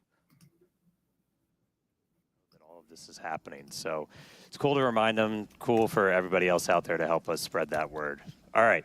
So right now we are 17 minutes, 12 seconds and counting until the 10th Starship flight test. While we do have a moment though, let's check in over with Tyler Lionquist over in Hawthorne for the latest on Starlink. How's it going, Tyler? Thanks, Dan and Amanda. I'm Tyler Lionquist, and I'm a Starlink business analyst here at SpaceX. Starlink is SpaceX's low Earth orbit, high-speed internet that's bringing connectivity both on Earth and in space. Now, for today's mission, Starship is outfitted with 4 Starlink terminals, allowing us to get live views of ship while in orbit and all the way down to splashdown in the Indian Ocean. Our Starlink satellites are built in Redmond, Washington, which is also where we monitor the health of the entire constellation. So let's take a quick look for more on Redmond. What a lot of people might not realize when they think about the scale that we're operating is that actually 2/3 of the operational satellites in orbit are Starlink satellites. And then all of those Starlink satellites came from right here in Redmond.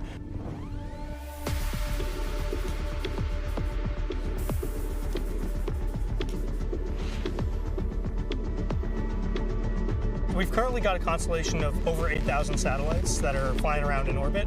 So they're working together to fill out the whole surface. Yeah, looks like they are showing some continued footage of that Starlink factory, which we saw yesterday. Very interesting process is going on there. That's just a phenomenal factory, really. And what SpaceX has been able to do with Starlink is nothing short of incredible.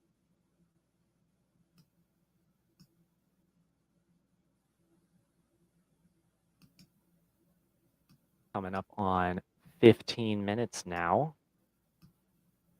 Weather's looking pretty good down there.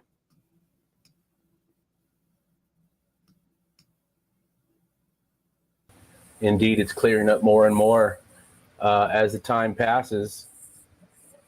The wind is picking up a little bit. We have a big mesquite tree out in front of us, and it is willowing in the wind quite a bit. Hopefully that doesn't have any bearing on what happens.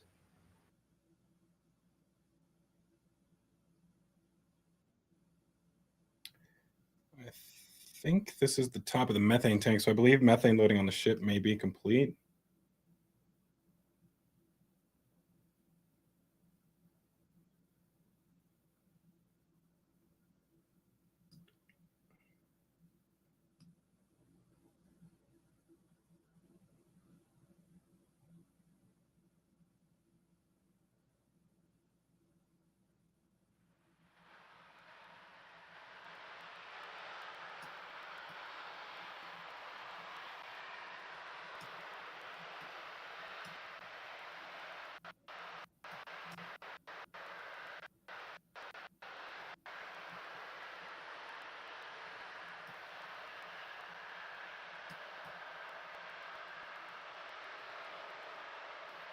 Oh, I think I moved past the grid fins as they were moving, so sorry about that.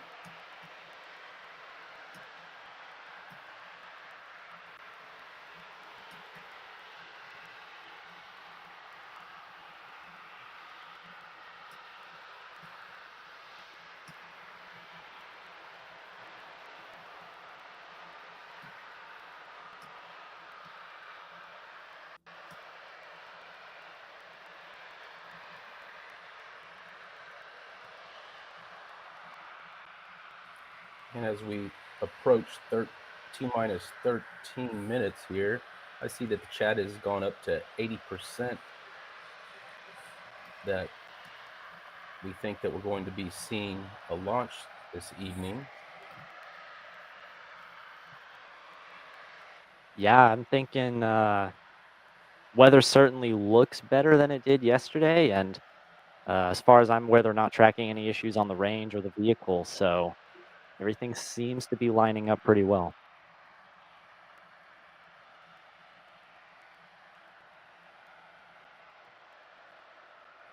Return.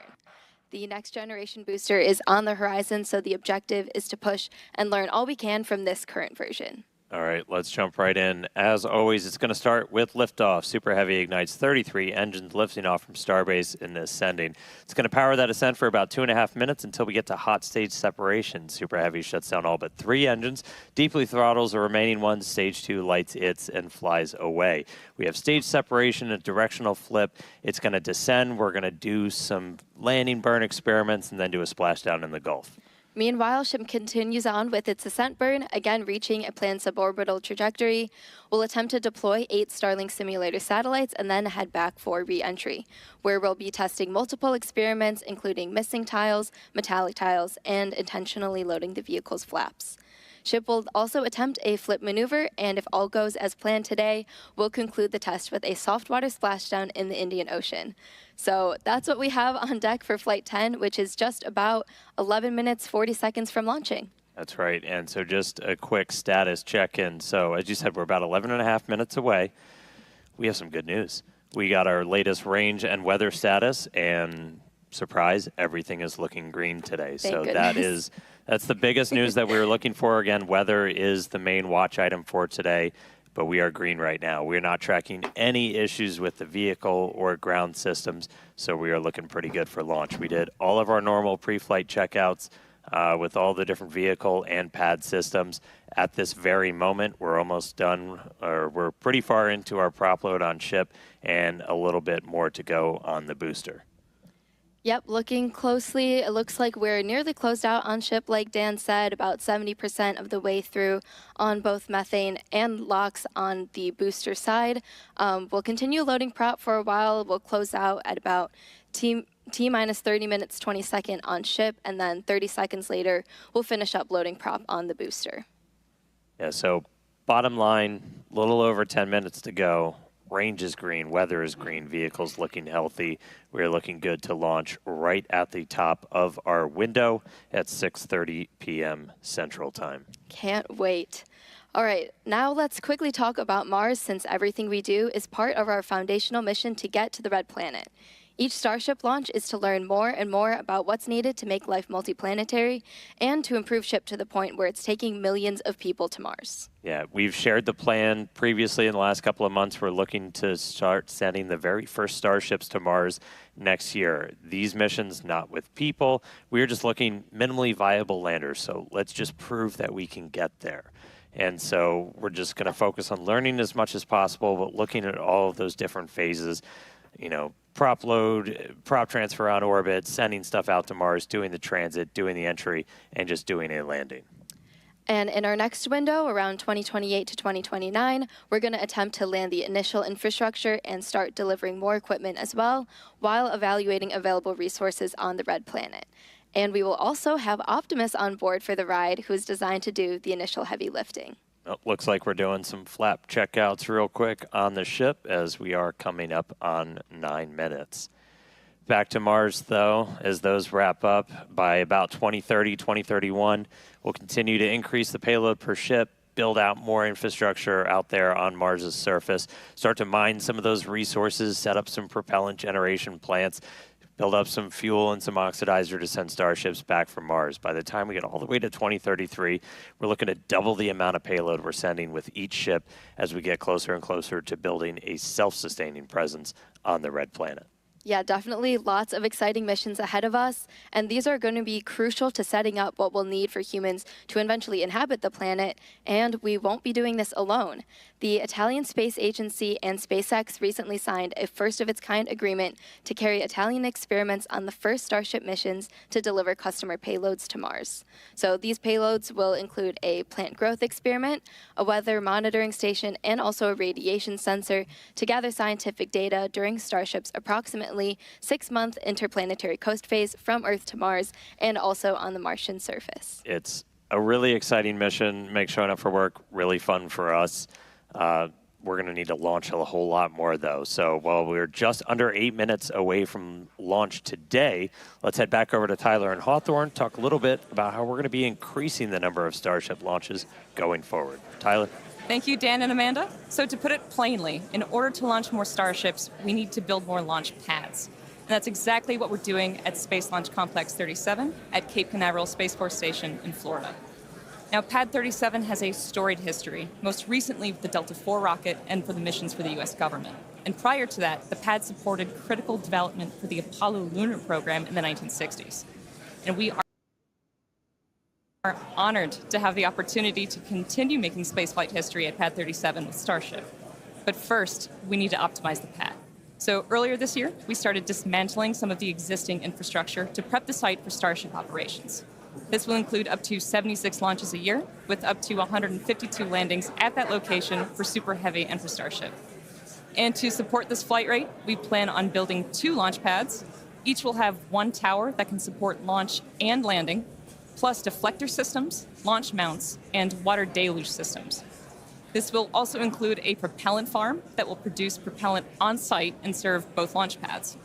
So there is a lot of work in progress, but Pad 37 is only one part of our plan for Starship operations in Florida. A few miles away from Pad 37 at Kennedy Space Center, our 380-foot-tall vertical integration facility called GigaBay is under construction.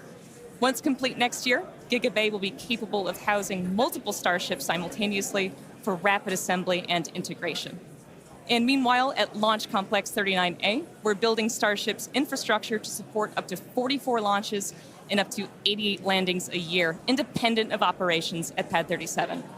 So with 2 launch complexes in Florida, we'll have the ability to fly up to 120 Starships annually, not including our flights from Starbase. So action is well underway in Florida. How's it looking in Texas? Thanks, Tyler. Things are continuing to look good for launch here in Texas, so getting pretty close here with just under 6 minutes left.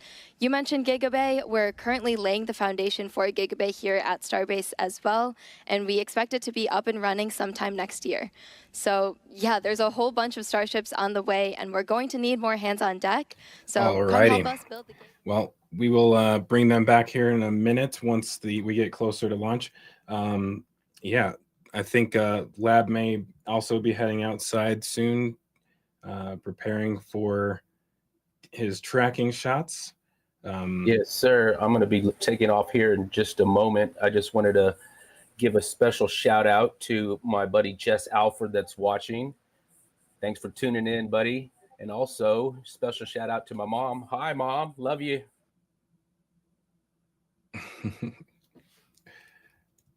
So anyways, I'm going to head out now, guys, and start the tracking procedures out here. And we got T-minus 4.5 minutes. So let's keep our fingers crossed. All right.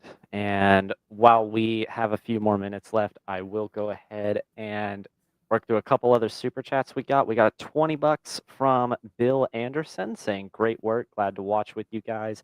Glad to have you supporting us, Bill. And then we also got a $5 donation from Perpetual Nerd, veteran of the channel here, saying, thanks for the coverage, Lab and company.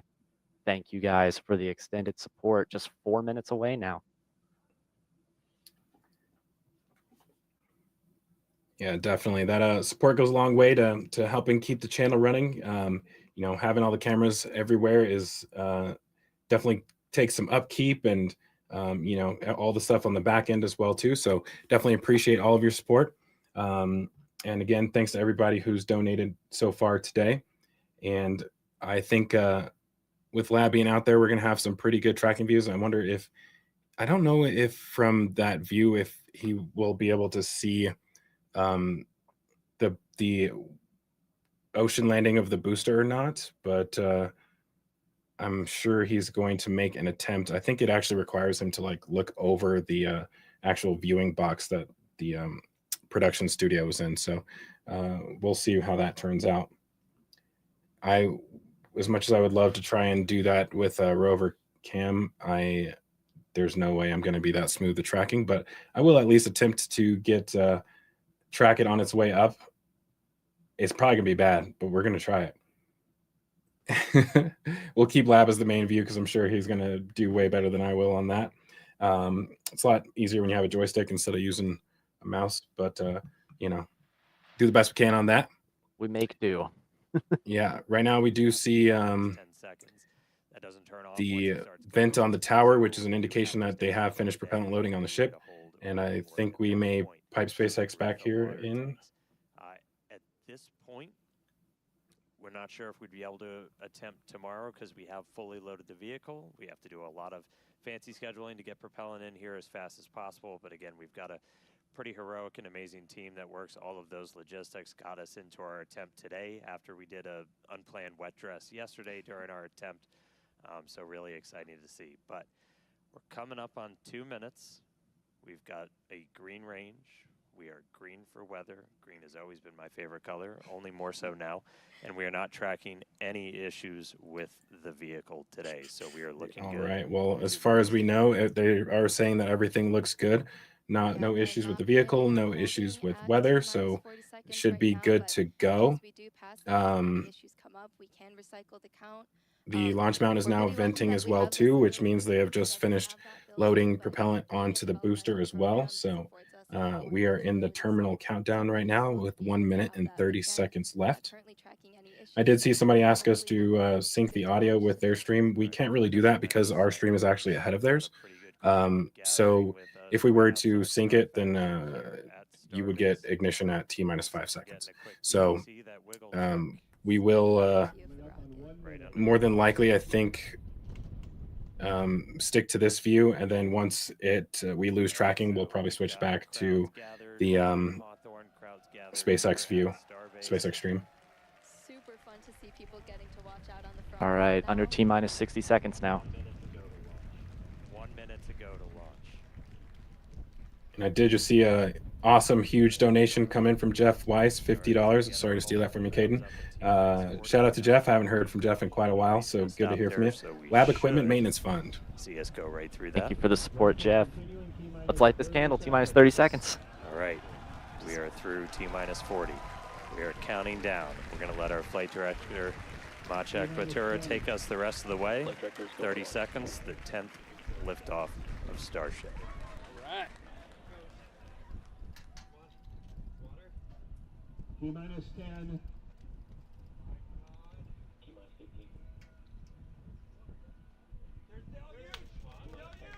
Deluge. Ignition.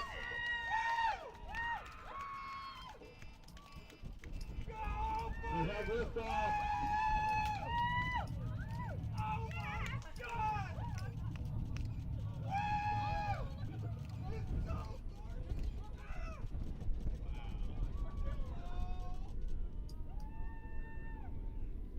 Keep was 20 seconds. 0.3 kilometers altitude.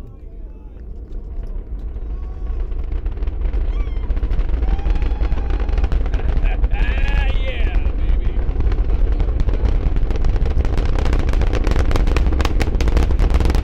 Oh, I love it. All right, that is awesome. We have a successful liftoff right there. I managed to keep the booster in view. Great tracking view from Lab as well. Lab sounds like he's having fun.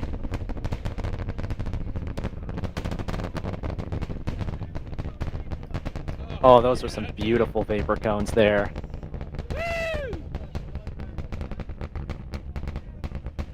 Yeah, that is a perfect tracking view right there.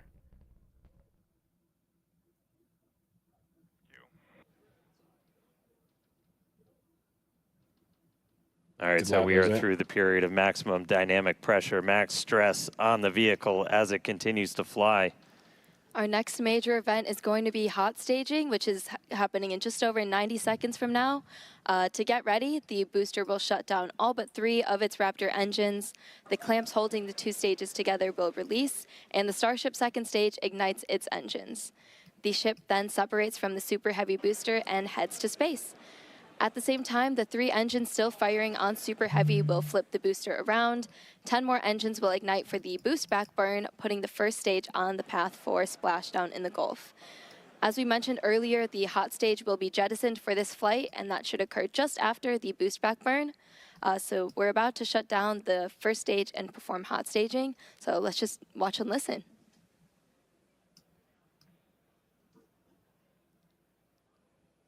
Looks like they are down 1 engine on the booster.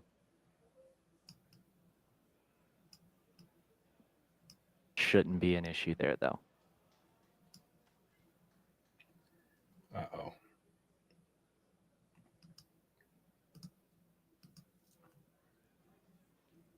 All right, seeing the engine start to throttle down. Miko.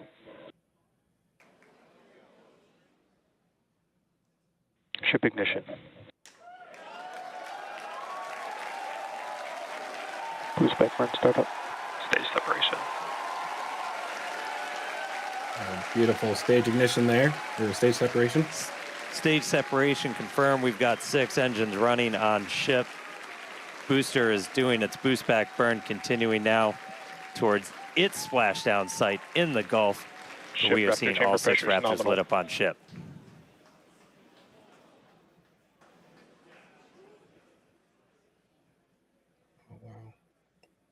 You heard them report ship chamber pressures nominal, so that chamber pressure, just that expected thrust level in those Raptor engines on the ship. 3 vacuum optimized, 3 sea level, all looking nominal. good.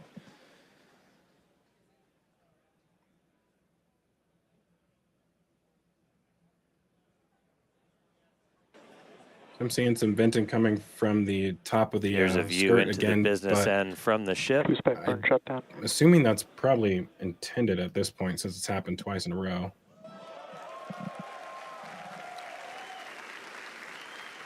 Looks like we got boost back shut down. All right, so at this point, we finished our boost back burn, so that was shut down. So that's the first of the 2 burns after a launch that the booster is going to do today. So now it's headed towards the Gulf. It's not going to be quite as an aggressive of a flight down. We relaxed that angle of attack a little bit, but we are then going to be looking for it to do its engine tests for the landing burn, and those are going to be a little unique this time.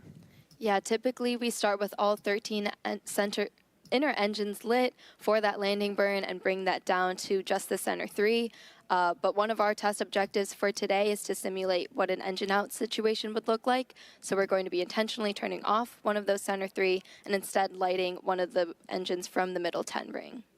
Yeah, we did see one of those engines in the middle ring shut down during the initial ascent. Oh, looks like we have hot stage jettison. You can see it floating away there. If Lab has a tracking view of it coming back in or not. Yeah, we did see one of those middle engines shut down during the ascent. Again, we are resilient to engine out on Super Heavy. That's why we're able to get through our ascent. Starship flying on the expected path. There's still a chance that engine could be back in the mix for the very start of the landing burn, so we'll see if we light up all 13. But we've an engine out, so very resilient. We'll see how it does on its way down to the Gulf, though. Great track from Lab.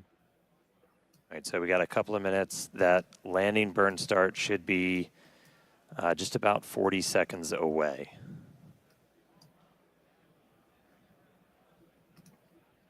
That's always rad. You can see the boost plume itself in the background as it was coming in. All right, about 20 seconds to landing burn. Ship Raptor chamber pressure is nominal.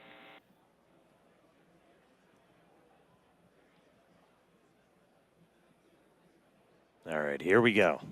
Landing burn startup. Looks like we got 12 of those 13. Down to 3, including one of the middle ring. Nice. Oh, And we got a soft splashdown there on the tracking Down camera. to 2. Nice little Perfect hover on the SpaceX screen. And landing burn shutdown. And into the And Gulf. falling Here we down. come. And the booster has splashed down. Incredible flight for Booster Alrighty. today. It's all up to the ship now. Meanwhile, back in space,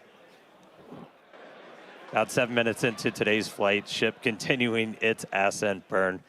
This goes until just about 9 minutes into our that is flight. That an ship amazing engine angle cutoff right there for is sure. slated for 8 minutes and 57 seconds. We are Basically, going to see traveling those into 3 the RVAC, the Raptor vacuum dark engines. side Those of are the bigger planet here soon. little indicator on the bottom right of your screen. Those will Everything shut down is first. looking pretty good as far as we can tell. Burning for a couple They haven't shown that engine view in a while, but all 6 are still going, so that's a good sign. Space fans everywhere keeping our eyes locked on those 6 engines in the bottom right.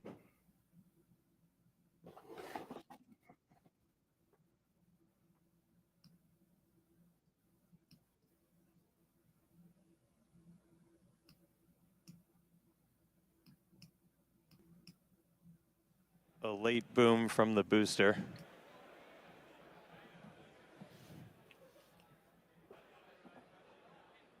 I think we're, what, about 20 seconds away from Seco? Yeah, we have Or is ship it, engine something cutoff like coming up here just shortly. And as we mentioned, today's flight test is not an orbital flight, but rather one that demonstrates Starship's orbital capability. Starship is on terminal guidance. All right, entering the final phase of this burn. Under 30 seconds to go.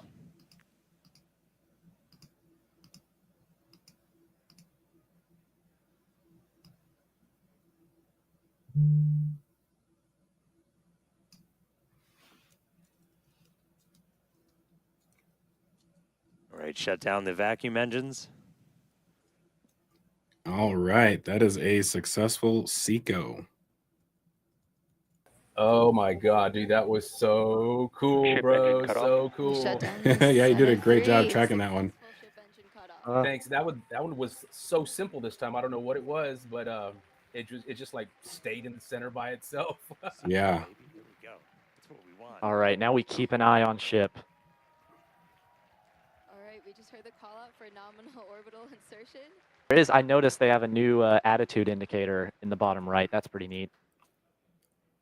Yeah, 3D instead of a Right, so ship little two-dimensional one. That's. I wonder. They haven't mentioned anything about. to move into a stowed position. That's why it looks like your camera's moving.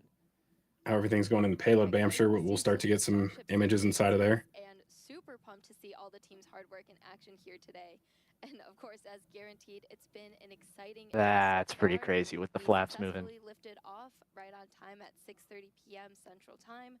Thankfully, our weather was looking good today. Yeah, and booster, we had our soft splashdown in the Gulf, so ship continues on. Yeah, ship able to complete its ascent burn all the way in. You can see some of the shadows start to creep as it's going to be eventually flying into an orbital nighttime. So we'll see some daylight start to go away. But ship is in orbit, completed its burn. And I mean, that's just the beginning. Now we've got a whole bunch more to go. So we've got some exciting demonstrations Ship planned FTS is while saved. we're on orbit. That right there, we just saved the FTS, the flight termination system. That's that automatic flight safety system we have on the vehicle. So that is now turned off while ship starts its coast period.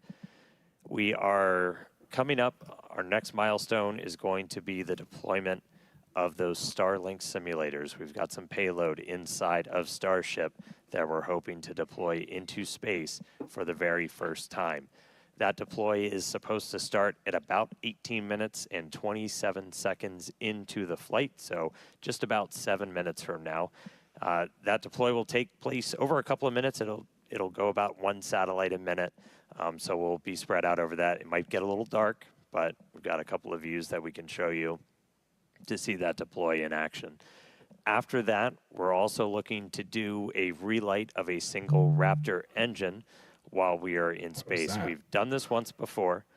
This is not necessary to deorbit, as we are in a suborbital trajectory, but this is essentially a chance to test out what we need to be able to do a deorbit burn. So we'll be doing that a little bit later in the flight, about 37 minutes or so into the flight. And then we get into reentry. Wow, all that ice breaking looking off. to get that light show. That's pretty cool. More importantly, get that really critical data about the ship's heat shield. Yeah, exactly. At about T+45 minutes, we'll be heading for reentry. Again, running those experiments with the tiles. We're going to be doing missing tiles, metallic tiles, and also intentionally loading those vehicles' flaps. Hopefully, we'll also see a splashdown in the Indian Ocean today. Yeah, we were able to get to a reentry last time, but we didn't have full attitude control, so we weren't able to go in, heat shield first the way we're designed to. So we ended up losing. Curious what's up with the the light coming from the back of the ship with like through.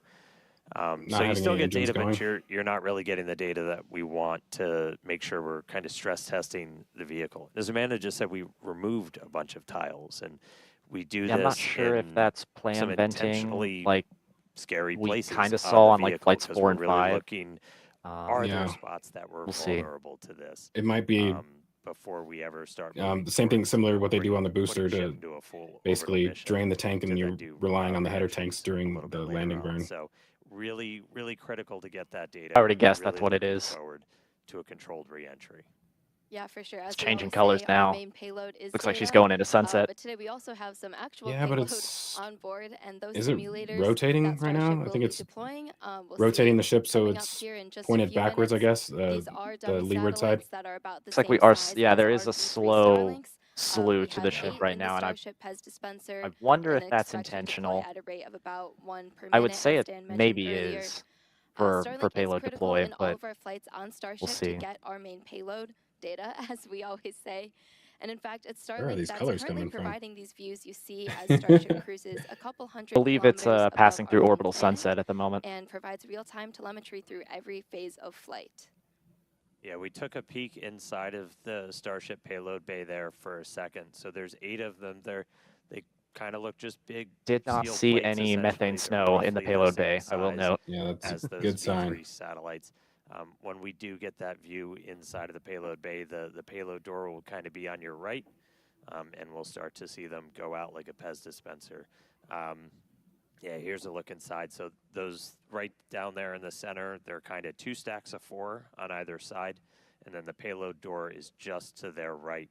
And so we'll look to see that open, and then those satellites start to go. We vent the nose cone, so we essentially bring it down to vacuum before we open the door. That was one of the things we ran into on the last flight, as when we had that fuel diffuser fail, the pressure in the nose cone became basically too high for the actuator of the door to open. So that's why we weren't able to get the door open that time. We have not seen anything like that on this flight. Everything's looking good with our fuel tank and our fuel press system. So we are hopefully just a couple of minutes away from seeing There's that payload door venting. open, Interesting. getting to our first ever payload. It's not the first payload we've ever carried, but it's the first one we're going to try and shoot off into space. Yeah, that was odd. All right, so I think we're supposed to open Some the vapor payload build door up in there. just Maybe about smoke. a minute and change, and you're seeing a little bit of residual gas. And we opened the door once. I want to say it was back on flight 3 when we were able to make it up into space, and you'll kind of see a lot of that gas rushing out into the vacuum of space. It's the residual that's left over after we've already vented it down. So kind of a cool light show, and then we'll get ready to deploy those payloads out. Alrighty, moment of truth for all the door haters. Can the company that designs fully reusable rockets build a door? I'm feeling good about this one. And as we mentioned, so we have crossed over now at this point into an orbital nighttime. So views from the outside will get pretty dark, but we'll see what we can see. We do this by design. We've been launching these later in the day here in Texas to try and get daytime views when we splash down. So it's daytime over in the Indian Ocean, where we are currently headed. Just a few seconds It until does we look expect like those the payload rotation doors to has open. stopped. Just note that.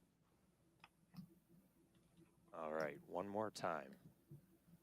Open the pod bay doors, Hal.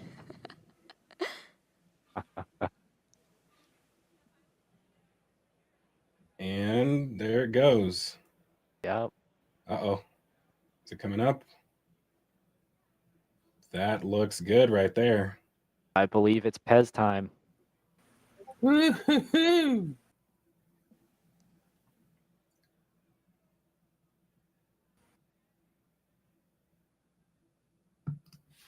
So we are currently in payload deploy prep.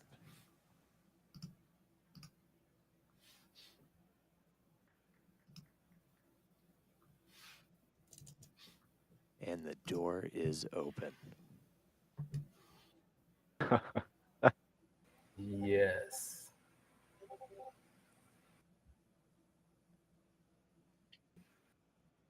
All right, so the payload door is open. We should see the first satellite start to deploy at about T plus 18 minutes and 27 seconds. So should be only about 30 seconds. So one step closer. Hal listened this time. He cooperated. He opened the payload door for us. There's a view kind of behind the Pez. You're looking out Can we into see the vacuum diffuser? of space. About 15 seconds until payload deploy. All right, here goes. Oh, don't do this, Starlink.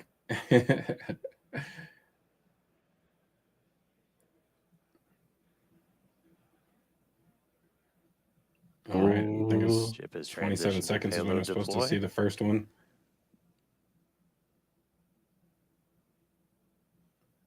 Uh-oh. Oh.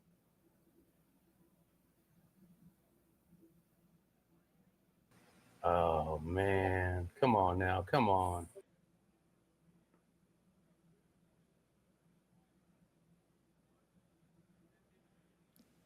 Well. Oh.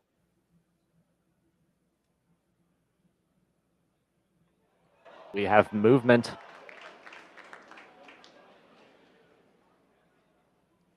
Oh, nice. Oh. There we go.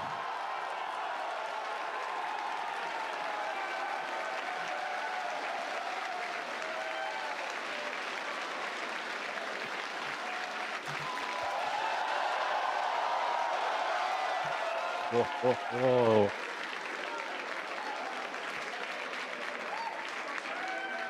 Pew pew. Been waiting way too long to do that. There we go.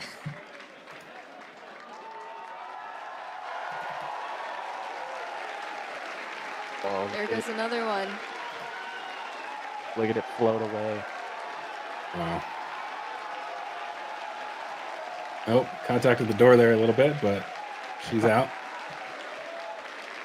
Super exciting moment, as you can hear the energy in both Hawthorne and Starbase. Everyone's super excited for finally getting to deploy some of those simulated satellites. Pez system moving down. Next row. There we go. As we said, we're going to do about one every minute or so. And this is just kind of a dress rehearsal for when we're going to be deploying the V3 satellites. And these are just a massive, massive increase to Starlink's capability. Each one of them has it's 60 terabits per second of capacity that's going to get added to the network per launch. That's 20 times more than what we're adding with every single Falcon 9 launch today, which, you know, step increase in capability. There goes another one.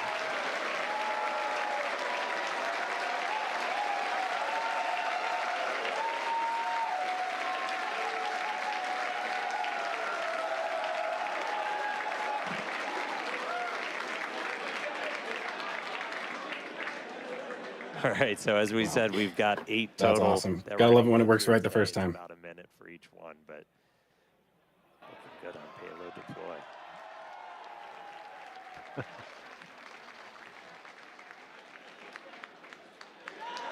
See if this one hits the door. Yeah, baby, yeah. Looks like it came out clean.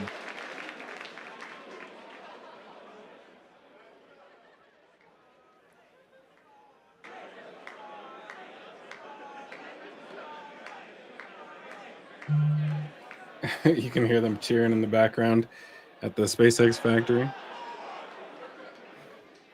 Oh, they've been waiting a long time for this.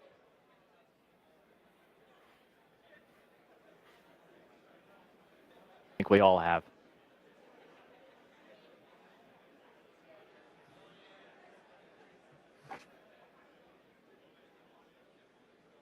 All right, so we're about halfway through.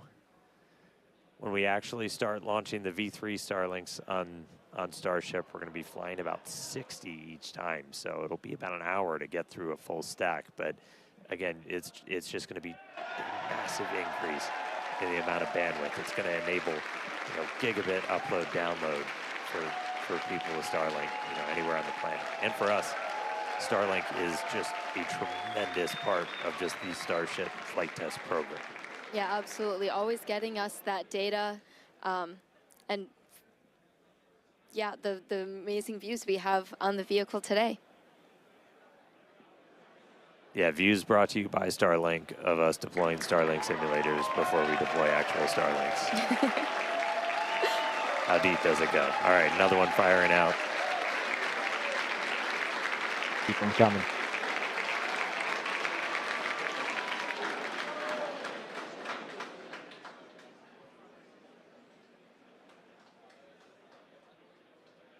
I do wish we had cams on the Starlink sims. That would be really cool. There's the idea of the century. Pez looking smooth today. Man can dream.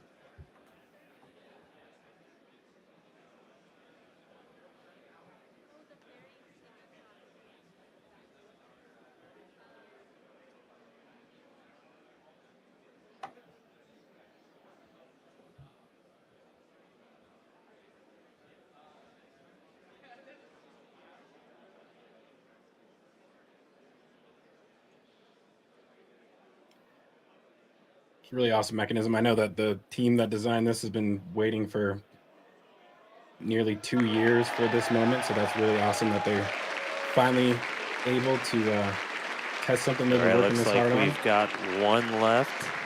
Almost there.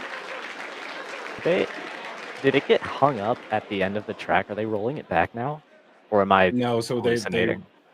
There you go, one I think remaining, so hold the 7 first of one. the 8 They hold have the been second deployed, one, one more they to push go. the first one out, and then they then back we up will again leave it our and first ever payload deploy. release the second one.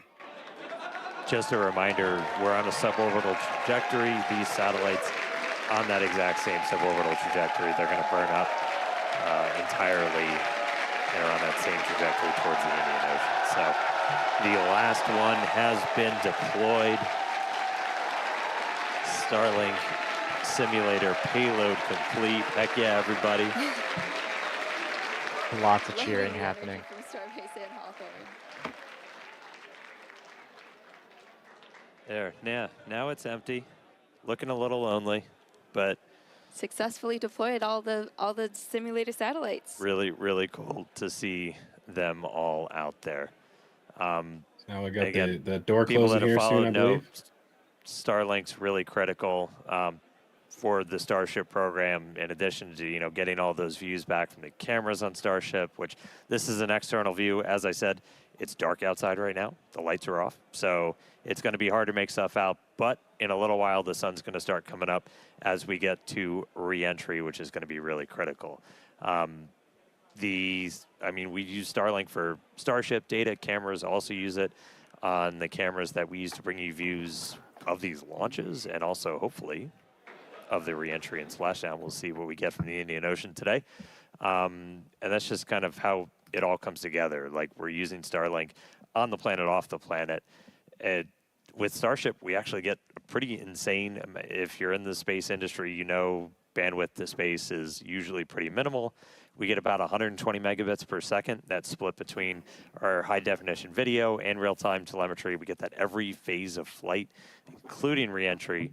So it's not just giving us views of reentry, but we're getting all of that engineering data in real time through phases that it used to be impossible to get that in real time. So just really incredible. Yeah, Starlink definitely affords us all this capability.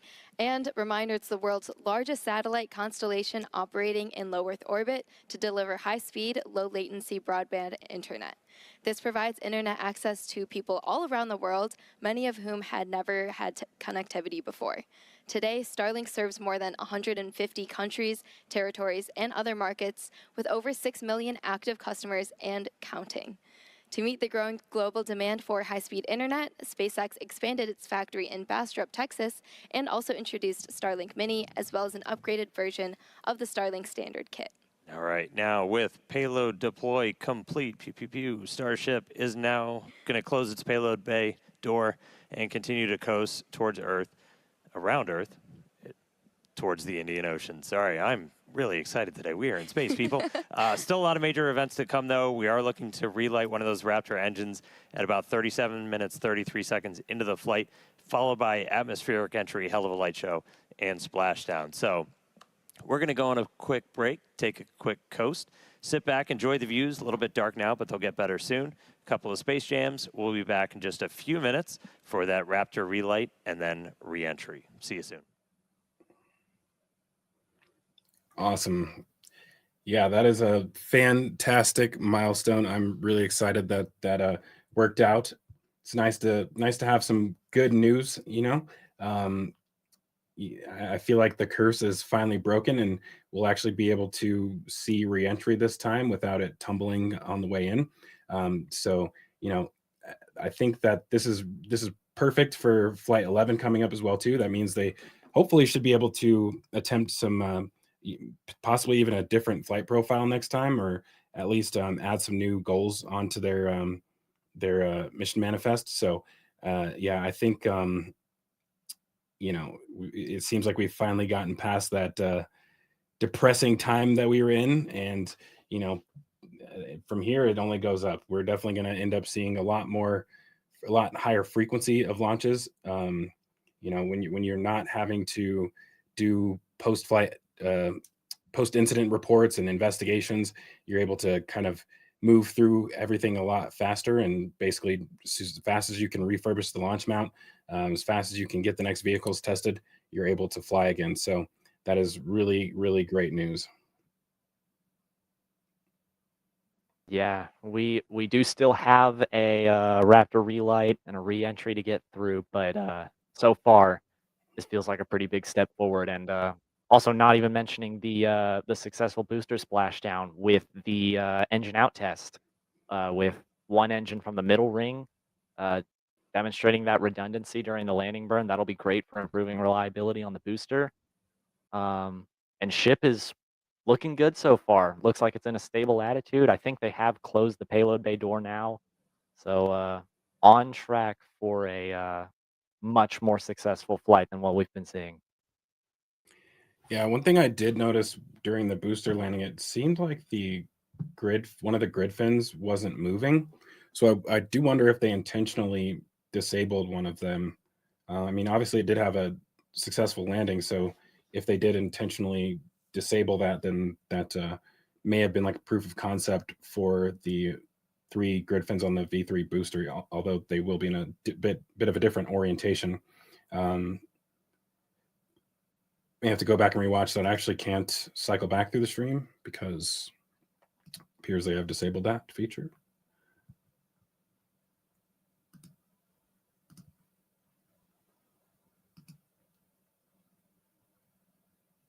Real quick, during the early phases of flight, we got a couple more super chats. We got a $20 donation from Fila Kid, I believe, saying, for the landing shot, great job, Lab. Yes, Lab's tracking on that booster splashdown was pretty fantastic. I had a $21 donation come in from Jeff saying, free Pez. Thank you very much for the support, Jeff. And just now, we got a $100 donation from Rich saying, fantastic show. Thank you very much for that extended support, Rich. Right on, Rich, man. I really appreciate that.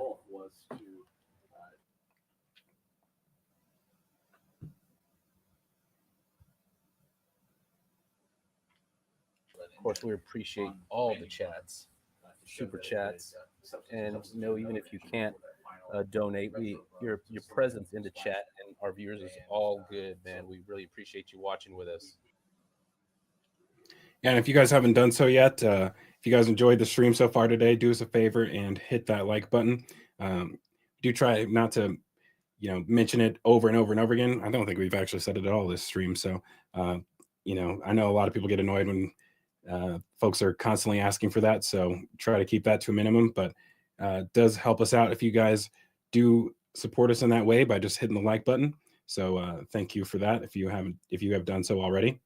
And wow, still got some donations flying through here. Yeah, we got Eric Beavers coming through with another $100 donation. He had one yesterday. He's got another one today. Thank you so much for that support, Eric. Yes, sir, Eric. And just after that, we had a $5 donation come in from Lucas. Hot dilly dang, it worked. Yes, sir, it did. Right on, Lucas. Thank you all very much.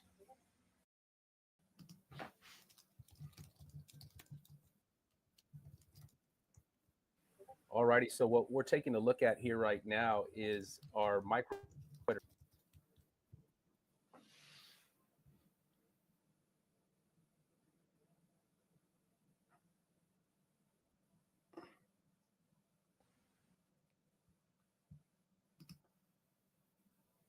Sorry, I'm not sure why it's flashing, but this is our microbarometer that's at the top of the Sapphire, and this measures pressure waves. I'm sorry, give me 1 second here. Let me try to stop that.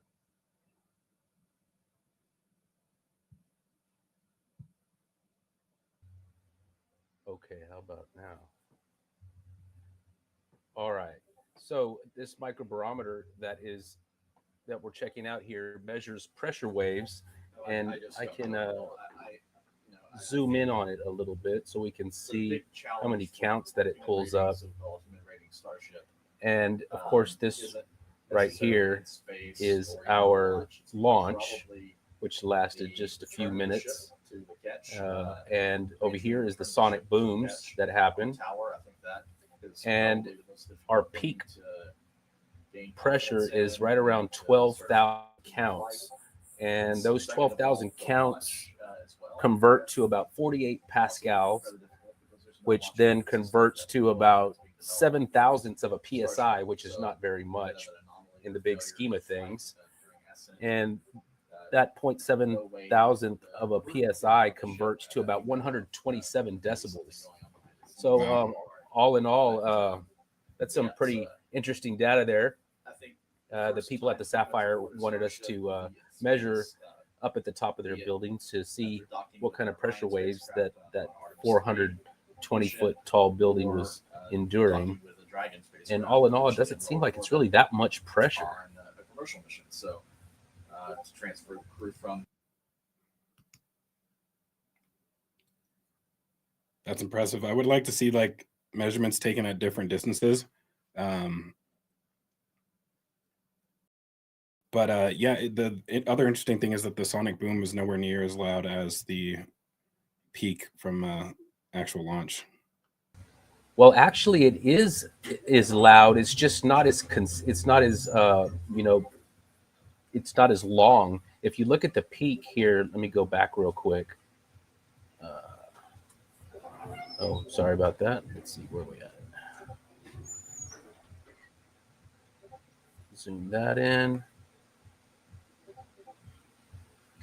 So the peak of the you see it's about the same. It's just slightly quieter. This is about 12,000. I'm estimating here, and if we zoom into that, we have it's still about the same. Maybe 11. 10 and a half, 11,000. It's just slightly quieter, for a lack of better term. There, it's just it's just a half a second or 1 second of a boom versus 6 minutes of continuous rumbling. Right. All right. So we've been waiting to see that delayed response, so to speak, from 6 miles, 5.5 miles away at the Sapphire. We've looked at this before on Flight 4, I believe, which was much louder. I don't have that data to pull up right now, but that was the last time that we actually pulled the pressure infraspector here. All right. Go ahead and cut that out. And it looks like the ship has reoriented itself after having deployed those Starlinks. So I'm actually gonna have to go back and look at that. The angle that it was at initially was weird because it almost seems like it put the satellites out in front of it. But yeah, right now it's reoriented, and we should be seeing that second burn here soon. I think that should be within the next minute and a half.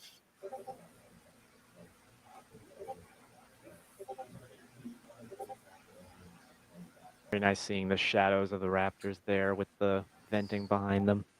Very eerie. Yeah. Oh, here we go. There we go. Wow. Sweet. All right, looks like we Oh, confirmed the relight of one of those center Raptor engines. Second time we've done that. Super exciting. Huge congrats to the team on this milestone.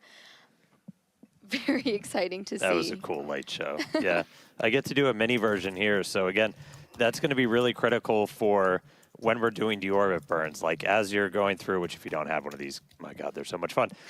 But like you're able to actually like light. Oh, Dan, turn it on. Light that engine.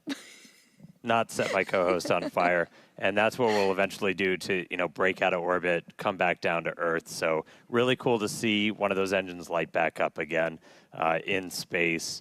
That was our last in-space thing. Very exciting. We're going to be heading back for re-entry at about T plus 45 minutes. So we're going to take another quick break, and we will see you soon.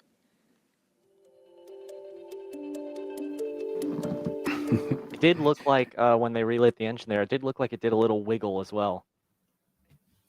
Yeah, it was that was a lot shorter than what I was expecting. But I mean, the good news is that they did have that successful relight. I think overall they really just want to make sure that it does relight, and really if you burn for too long, then you end up overshooting your expected landing point. So it does actually, I guess, make sense that it was a bit shorter than I was expecting. I'm actually really hoping that we keep some payload bay views, because if there is any kind of like burn through, I guess on any of the TPS tiles, that will be one of the only locations we're actually able to see it. I'm sure they have cameras in the tanks as well too, but obviously they have never shown those yet. So if there is any issues, we'll probably see them on the flaps or the inside that payload bay. And sorry, what did they say for the expected time of reentry? Was that supposed to be at? Let's see. I can check the SpaceX timeline real quick.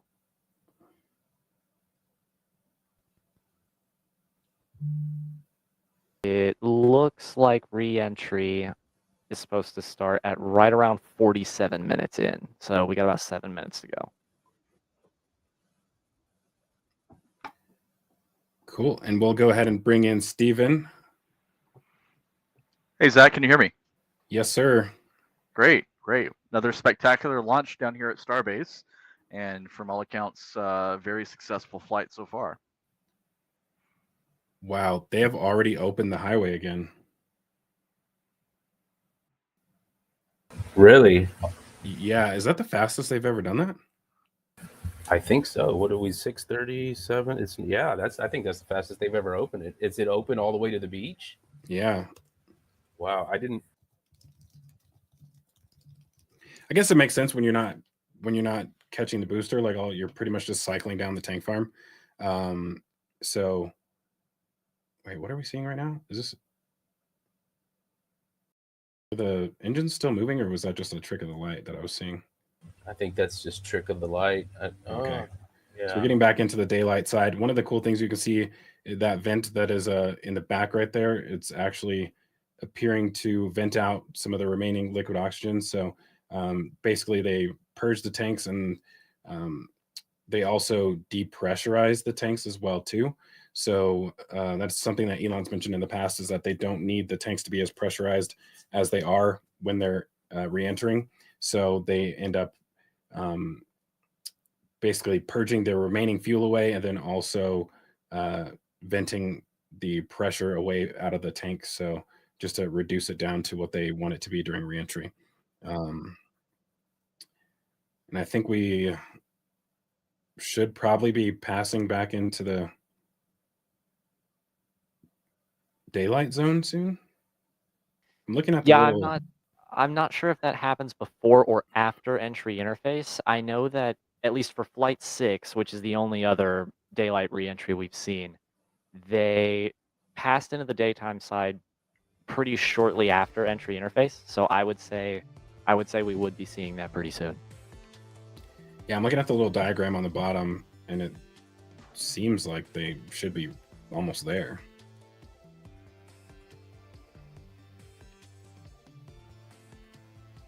I saw some people in chat noting earlier, it looks like there is something hanging off of one of the flaps. I think it's just ice. That's what it looked like to me. But whatever it is, it probably won't be hanging on there for much longer. I'll tell you that.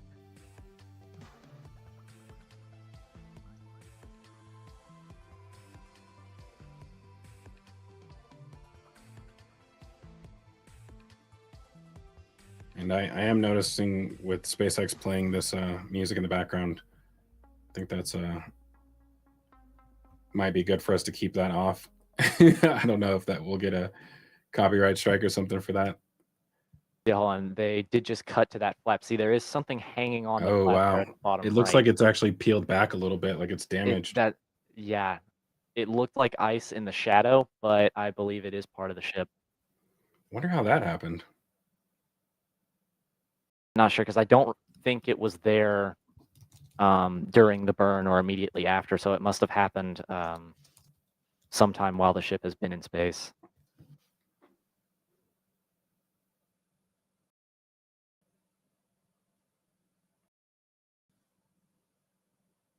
Hey, a little adversity on the way in, you know.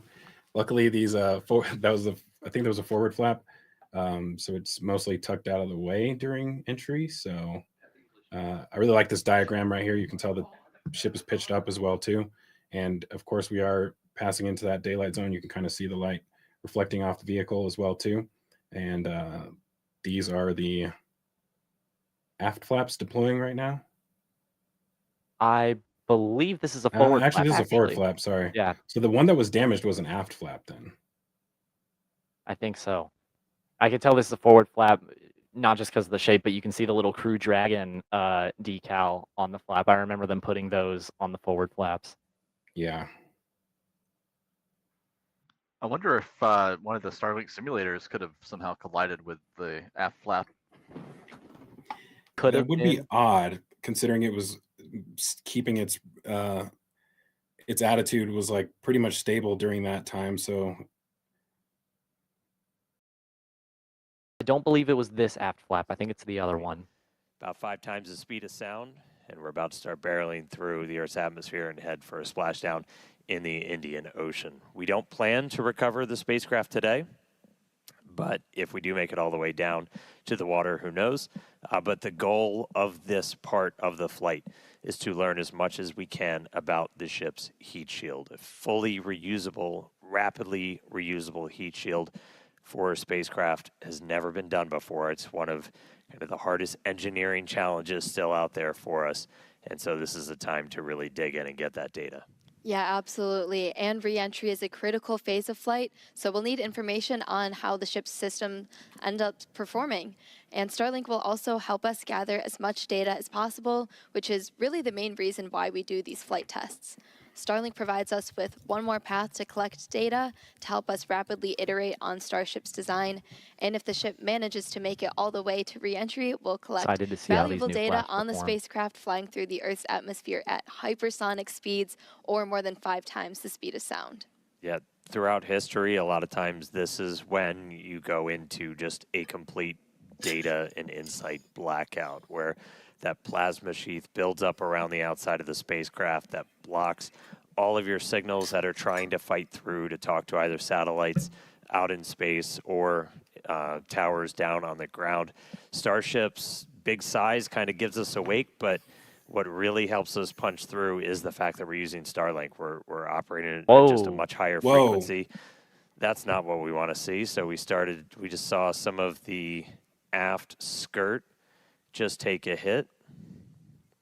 How does that happen? So we've got some visible damage on the That aft looks like skirt. part We're of the engine continue to section re-enter to though. me. And again, we are intentionally stressing the ship as we go through this. So it is not guaranteed to be a smooth ride down to the Indian Ocean. We've removed a bunch of tiles in kind of critical places across the vehicle.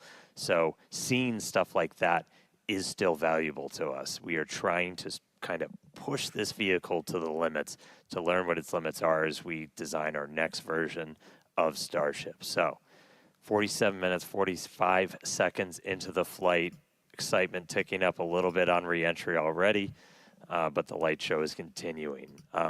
This re-entry is going to take about 20 minutes or so until our planned splashdown. We were trying to splash looks down okay. about 1 hour and 6 think. minutes into the flight. Yeah, and one day Starship is designed to land on Mars, where there are obviously no runways or other humans to help us out.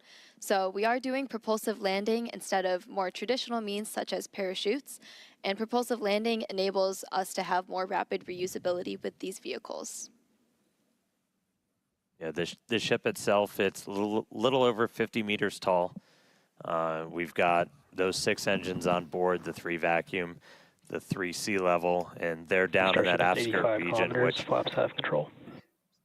Yeah, they got a chunk missing from the aft skirt there. Right, so at this point, the flaps have control. That means we're getting into a dense enough part of the atmosphere that the flaps can start controlling us. We're not only reliant on those kind of reaction control system thrusters. We're going to continue hearing some callouts as the ship makes its way back to Earth. So when we hear entry max heating and entry max Q, that will mean the ship has made it through the maximum heating and aerodynamic loads it will experience as it returns. So if it makes it through those, we can say we're doing pretty well. I will say I'm happy re-entry cleaned off this camera for us. It was a little dirty from the weather, so thank you, Plasma, for giving us this view as we start coming down.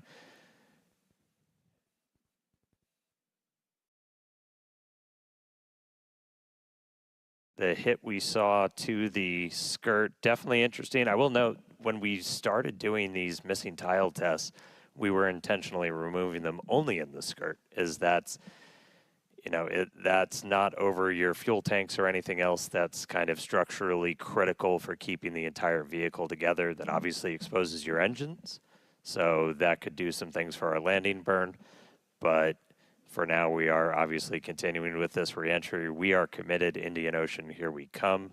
50 minutes since launch. We're going to see those colors start to build up a little bit. We are at the point where we're in dense enough atmosphere that the flaps Especially have with control. the new flaps. Still about 74 kilometers in altitude. And you were starting to see some sunlight, so we intentionally time these launches right now so we have daylight. The sun should actually come up over the horizon on Starship in about 3 minutes. So as we get a little bit further into this re-entry, that inky black below you is going to start to look like clouds and hopefully a bright blue ocean as we make our way down onto the other side of the planet. Yeah, they're getting a little bit of burn through on that flap. We've got these cameras. These cameras are Yep, really cool. We there it added goes. these several flights ago, looking directly at the flaps as not just the heat Hey, it's shield, but just these like flaps, Flight how 4. they're able to control the vehicle, withstand that reentry, the seal locations, so kind of where they connect to the ship itself are some of the most critical. We will do missing tiles on those where, again, we're trying to, we're kind of being mean to this Starship a little bit. We're really trying to put it through the paces and kind of poke on what some of its weak points are. I mean, we even have missing tiles over some of those fuel tank sections of the ship itself. And so we're really trying to see what are our limits. We're doing this over a completely empty area over the Earth. Come on, baby. I got everything riding on this. Good old Raptors there. Play some bets or what? Assuming we make it all the way down to the ocean in one piece, we Hop will on attempt Poly to Market flip or and a something? landing burn. We do have at least one buoy, everybody's favorite camera person, out in the Indian Ocean right now, being powered by Starlink. So that's at our planned landing location. So if we're able to get any live views of the ship, that'll essentially tell you that we nailed our target. Able to do that on our 6th flight test, do it in the daytime, which was really exciting. Got a lot of speed to scrub off still. Yeah. I wish they would keep showing us that view of the flat, but this view is really cool as well.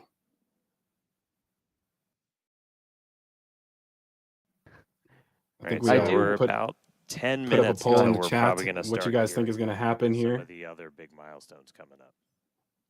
I Yep, do in about 10 wonder minutes, if like it does Dan make it said, through Starship will entry, be if the transonic. damage that This is going to they've be had the to the period aft of skirt flight might where the might velocities preclude a and landing airflow burn. If we surrounding might the see area a past the vehicle are belly flop currently straight below into the sea at here. and above the speed of sound, so somewhere in the range of Mach 0.2 That would actually be fairly to interesting. 1.2. For reference, commercial jets Still have hoping range for a and flip, cruising of course, speeds, but most of them fly at speeds between that Mach damage to the skirt does 0.74 not and look Mach promising. 0.85.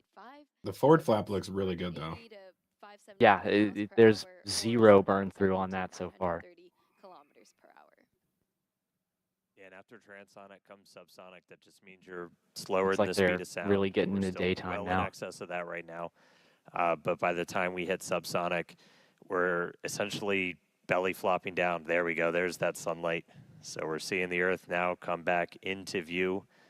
One of the other things we're doing during this, and you're going to see Starship kind of pitch in some pretty, not extreme ways, but a little extreme, as we're trying to really stress the structure of the ship itself, specifically those aft flaps. So the ones in the very bottom of the vehicle. We're pushing not just how well does the heat I think shield the aft hold flaps up, have but enough how well stress does right the now. ship structure hold up. We are pushing it beyond essentially what we think we'll have to fly at to do Abort that. something like a return to launch site. So again, may not be a very smooth ride downhill, but we're doing that by design. We're really trying to find what are the edges that we Well, can operate at, build up a good data set. But sun is up. if history has Clouds told us and water anything, down Flight below 7 us. mirrored Flight We are 1, just Flight about 2 10 mirrored, minutes away, a little Flight less than 8 10 minutes mirrored now Flight 2, until we start Flight hitting 9 mirrored Flight 3, transonic and then so subsonic. far, Once we hit subsonic, we're basically just belly. we had a successful booster splashdown. We've had some burn through on a flap during re-entry. Sounds familiar to me. I think that flap is holding on pretty good though, but still have a lot of speed to scrub off. Still, you can We definitely got see a some. lot of atmosphere to get through, yeah. Yeah, you can see some small particles coming off of the both the flap and the skirt. Some sparks flying. I have faith in it. I have faith in it. Just like the last one that splashed down, it burned all to hell and came right in and landed with no problem. Come on, baby, come on. The I little wonder if they flap lost that that could. camera. All right, so about 55.5 minutes in, you can see the sun is up. Again, we intentionally designed these flights to lift off in the evening here so we get these daylight views so we can get as good a video as possible on the ship, assuming we make it all the way down. We've got at least one Ship doesn't look buoy powered quite by as Starlink scorched that's out there as in the as landing Ship zone 31 did. in the Indian Ocean, hopefully giving us a view again. If you see any live views, not from the ship itself, that means we nailed our Yeah, we're getting a landing little target. bit of those rainbow patterns on the steel, though. All It's right, we really just cool in the bottom recalled right that we're corner. They have past a peak heating, G-force so indicator as things well are looking too. good so far. Yeah, Oh looking no! good. Put it back on. As soon as I said that. Oh, At that this flap point, again, moving. the flaps are controlling. So this movement you're seeing is that forward flap moving to try and just maintain control, maintain attitude of the vehicle as we're coming down. Seems like that burn through may be getting slightly worse, but There's a little spot glowing down there. yeah, I feel like maybe they lost that camera. I wonder if there's a reason they're not showing it. But keep in mind, ship 29 on flight 4 lost basically half a forward flap and still splashed down. So I think forward flaps are a That's little what- different than aft Checking flaps, in though. on one I of feel our like flaps. We got more one control of these authority cameras comes from on the aft. all four of the flaps, 2 in the front, 2 in the back, giving us really good close-up views. Oh wow, yeah, burning through on Oh, both yeah. of As the aft flaps. We obviously don't have a camera that can see the entire heat shield. These give So us I think kind we're of the now best about that we halfway can do. through the entry. It's But about a looking at 20-minute those flaps is process really from entry those are interface just to splashdown. super critical for controlling the ship. And You have some descending through about ability 200,000 to feet, 60 kilometers. maneuver kind of cross range. So as you're coming in, you can see in that indicator at the very bottom right. Oh wow, that we've that's pitched up not quite as a bad bit. as I thought it would So be. again, we are maximally stressing those aft flaps right now.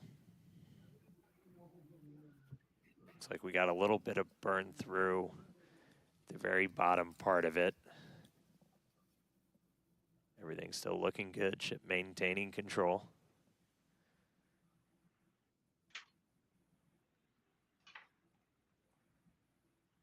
We should be just about 5 minutes away until we hear that we're transonic. Right, 5 minutes to go.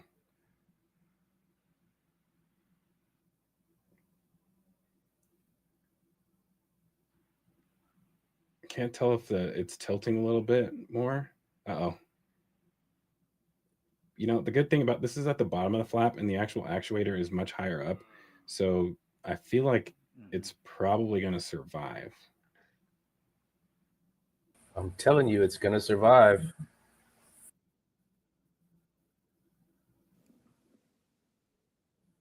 Still a little Yeah, bit that flap's toasty not on doing the greatest. aft skirt of the vehicle as we continue coming in.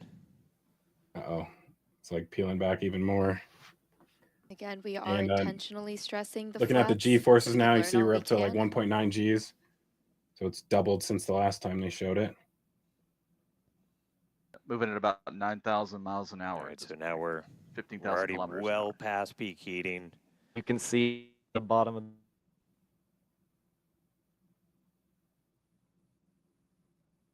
Just about 48, 49, counting down Does to 48 tilt kilometers here, in it looks altitude. it's kind of correct. Expecting that tilt. transonic to come. So transitioning between the speed of sound and subsonic slower than the speed of sound in just a little under 4 minutes from now.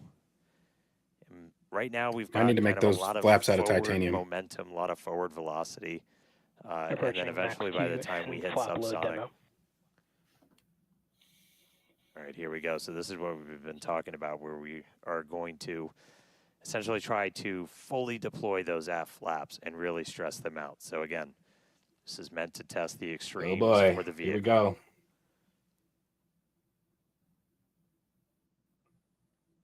Come on, baby, come on. Wow. I don't think There they we like go. that. Right. Oh, yeah. See those gonna do flaps it. swinging out? Again, we're putting ship through the ringer on this flight in. Wow, they're scrubbing off speed so fast right now. Yeah, they're really scrubbing it. I shouldn't have used that word. Hey, we're past that point. I think we're good. We're still maintaining control.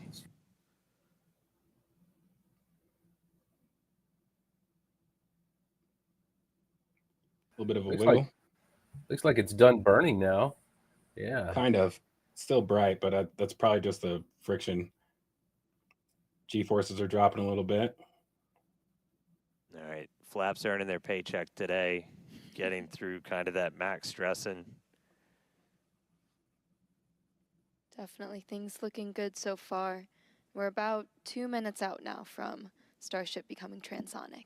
One that cool one looks thing to fine note right as there. we get some of those views showing kind of the whole length of the ship, one of the changes we made after Flight 6 was to change the tile line a little bit. So we had kind of scaled back the number of tiles significantly, as when we go to catch these ships, you don't want to, I think as Elon said, you don't want to shuck the ship as you catch it and knock all those tiles off. So we knew we were going to have to kind of peel back that layer a little bit. And the first time we did it was on Flight 6, and we saw kind of wrinkling and dimples almost in the ship as we were creating these hot spots in the uneven parts of the heat shield.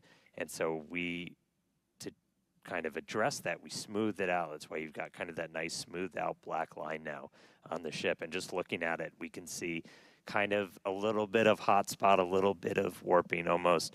Near the payload door, you can see a little bit of colored patina up above it, but we don't see those kind of deep, almost, you know, they almost look like gouges on that. So it looks like that's been pretty successful. So, all right, we are less than a minute away from hitting transonic. Again, pretty soon our kind of our forward velocity is going to look like it's kind of falling off a cliff, and Starship will look like it's falling off a cliff as we essentially go into our belly flop. If you watched some of the high altitude tests or suborbital campaigns, we were able to test that. It was a pretty fundamental, like, can this thing actually fly? And we were able to prove that out with that suborbital campaign. And that's what we're about to see shortly here. I want to know how they protect these cameras. These cameras don't burn up, but the flaps do. Yeah, I think the flaps are kind of protecting the cameras to some degree.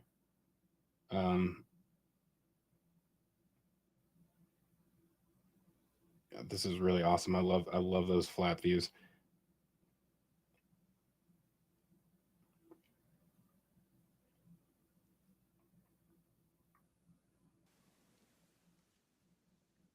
All right, so at this point, we've dropped below the speed of sound, so Starship itself is subsonic. We are starting to chill the engines for a landing burn attempt. Landing flip supposed to start in a little over 2 minutes. Subsonic Indian Ocean, we're on our way. Starship is subsonic. There we go.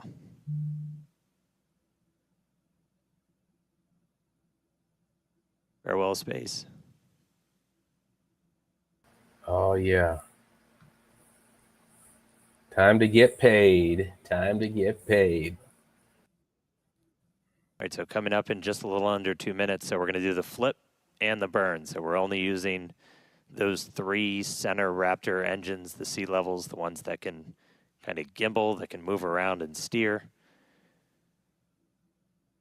Dipping the nose down a little bit. Man, I really wish we could see what that flap looks like. It seems like it's way worse than this one. 2 of our engines chilled in, waiting on 1 more. So again, we'll attempt to use 3 burns for that initial flip. We eventually go down to just 2 Raptors for the end of the landing burn. Yeah. I feel like there was more on there, though. Just about 1 minute now from that landing flip and landing burn start.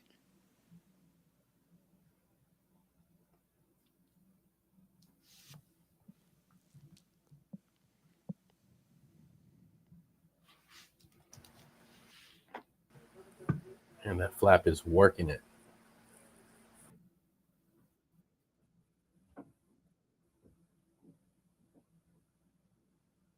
Just a little soot. Structurally, we're looking good. Got good pressures in our nose cone for everything. Just about 30 seconds. So again, we're going to look for the flip So Starship's doing its belly flop right now. We're going to do the flip, swing out. Let's punch through some clouds first.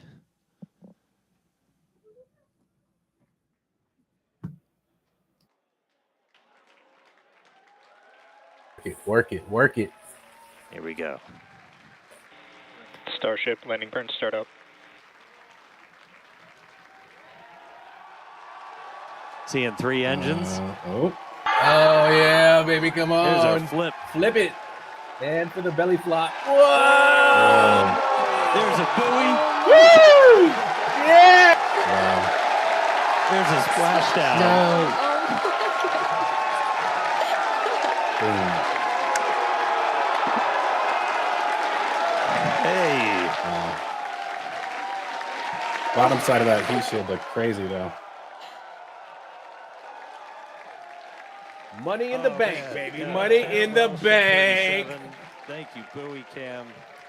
Landing flip, landing burn, splash down to the Indian Ocean. There we go. Yeah. All right. That was pretty awesome. Incredible flight cool, right? today for both ship and booster. Yeah, really incredible. So obviously we're excited here. It looks like everybody's excited over there. Tyler, Wow. Yes, how's sir, it going over Terry. in Hawthorne? We are super excited here in Hawthorne. It was another exciting Starship flight test in the books, and we hope you enjoyed those Starlink views. So congratulations to the team at Starbase and everyone here and around the company. So many employees have contributed enormously to the Starship program as we continue to iterate and make progress towards a multi-planetary future. So that's going to wrap it up for us here in Hawthorne. Thank you to everyone for tuning in today. It was great being with you today. Back to you guys. That was absolutely incredible. Huge congrats to all the teams here. Again, we lifted off from Starbase, Texas, right at the top of our window at 6:30 p.m. Central Time. We saw Booster successfully lift us up through ascent, had a successful hot staging where ship continued on with its suborbital trajectory. Booster came back down, had that boost back burn, and a successful landing burn with that unique awesome. engine configuration as well. Yeah, and then ship continued on its way, made it all the way into space. We got to see first ever payload deploy. So exciting. That was awesome. We got the door open, 8 Starlink simulators deployed, relit that Raptor engine, and then on entry, we probably gave it a little bit of extra time in the oven, but made it all the way through re-entry. All 3 engines started up, landing flip, splash down in the Indian Ocean. Promised maximum excitement, Starship delivered. Most so definitely. Congratulations, all of our teammates here at SpaceX. It's been a year. Everybody that's worked on this program, this is what we're working for. So big congrats to all of them. Thank you to all of our future customers, too, for your support.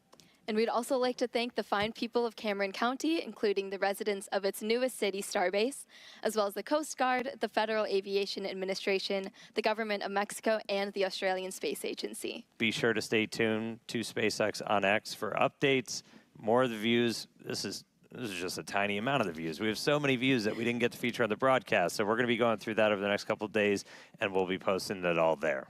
Yeah, if you're interested in more launch coverage, head on over to spacex.com/launches for the most up-to-date information. In fact, we actually recently rolled out a new departure board featuring our upcoming launches with details like mission name, launch and landing site, and liftoff time. So be sure to check it out. All right. We just launched the world's biggest rocket. Again, dropped a couple satellites off, suborbital. Incredible payload deploy for today. Nailed that double header into the ocean, splashdown, time to go through the data. Really crazy cool to hit all those objectives today. Yeah, huge shout out to all the teams who make this look easy. And thanks to all of you for tuning in, and we will see you back here for Flight 11. Good night.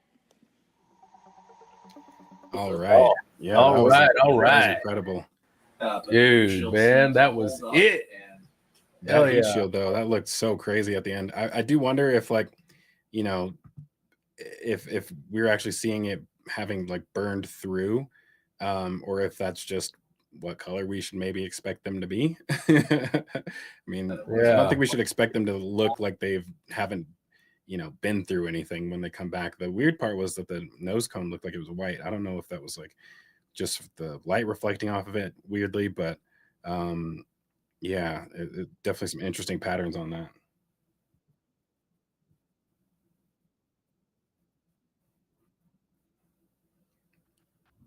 Yeah. I feel like the view on Flight 6 was from the side though, right? Like we didn't. No, we did see the bottom as it was belly flopping, but yeah, I guess one of the things they did say they were being a little bit more aggressive with the entry profile today. It'll be curious, like, given that it, I'm always one of those people who don't believe in the vehicle surviving that tip over. I could be wrong. I'm not sure if the booster survived or not. But I didn't see any explosion on. I guess I didn't see any explosion on your side, Lab, when you were recording that. But I've always thought that there was a very high chance of it exploding when it tips over. So I wonder how they're going to get the data from, like, just knowing how it actually performed. I believe it did, not this time, but it did explode in the past. This time it did not look like it. I didn't see any bright light in the distance. Well, that's a good sign. I don't know if last time were you able to see on Sapphire Cam when it was floating out there? We were able to see when it was floating. Let me try to pull it up and see real quick here.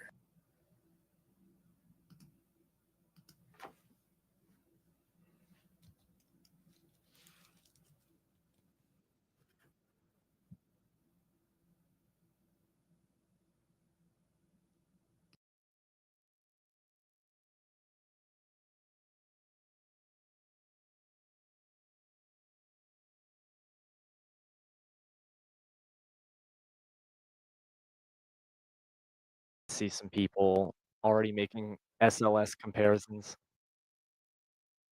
with the ship being orange on the fuselage, white on the nose.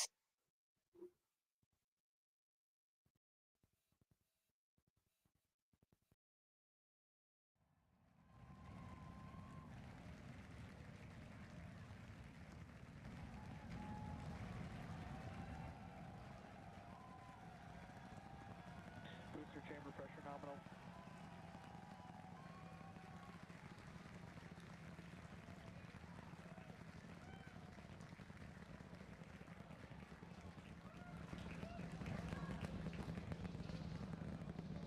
All right, we're a little over 40 seconds into flight. 33 out of 33 avionics power and telemetry nominal.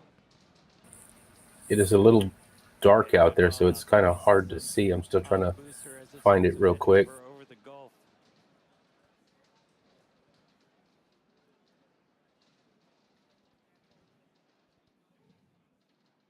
All right, we're a little over 1 minute into flight, about to pass through max Q. Max Q. All right, so we are through the period of maximum dynamic pressure, max stress on the vehicle as it continues to fly. Our next major event is going to be hot staging, which is happening in just over 90 seconds from now. To get ready, the booster will shut down all but 3 of its Raptor engines. The clamps holding the 2 stages together will release, and the Starship second stage ignites its engines. The ship then separates from the Super Heavy booster and heads to space. At the same time, the 3 engines still firing on Super Heavy will flip the booster around. 10 more engines will ignite for the boost back burn, putting the first stage on the path for splashdown in the Gulf. As we mentioned earlier, the hot stage will be jettisoned for this flight, and that should occur just after the boost back burn. So we're about to shut down the first stage and perform hot staging. So let's just watch and listen. Oh, sorry about that. I think sorry, I was muted there. But yeah, I'm shout out to the SpaceX team. Glad they were able to actually, achieve success on this flight and get past all of the issues they've been having so far this year.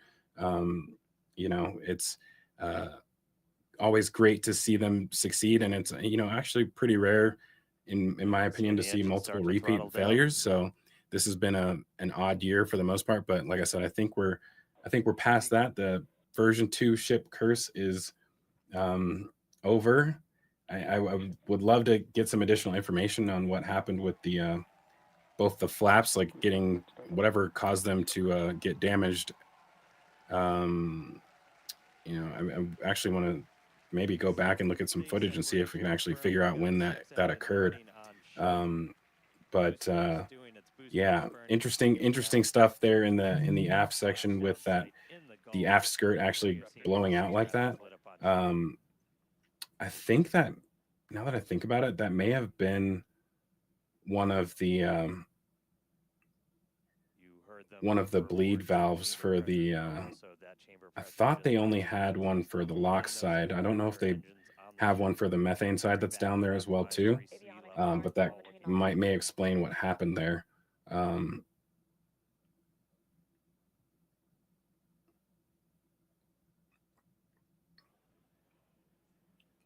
Is this that same E2? No, this is a different camera.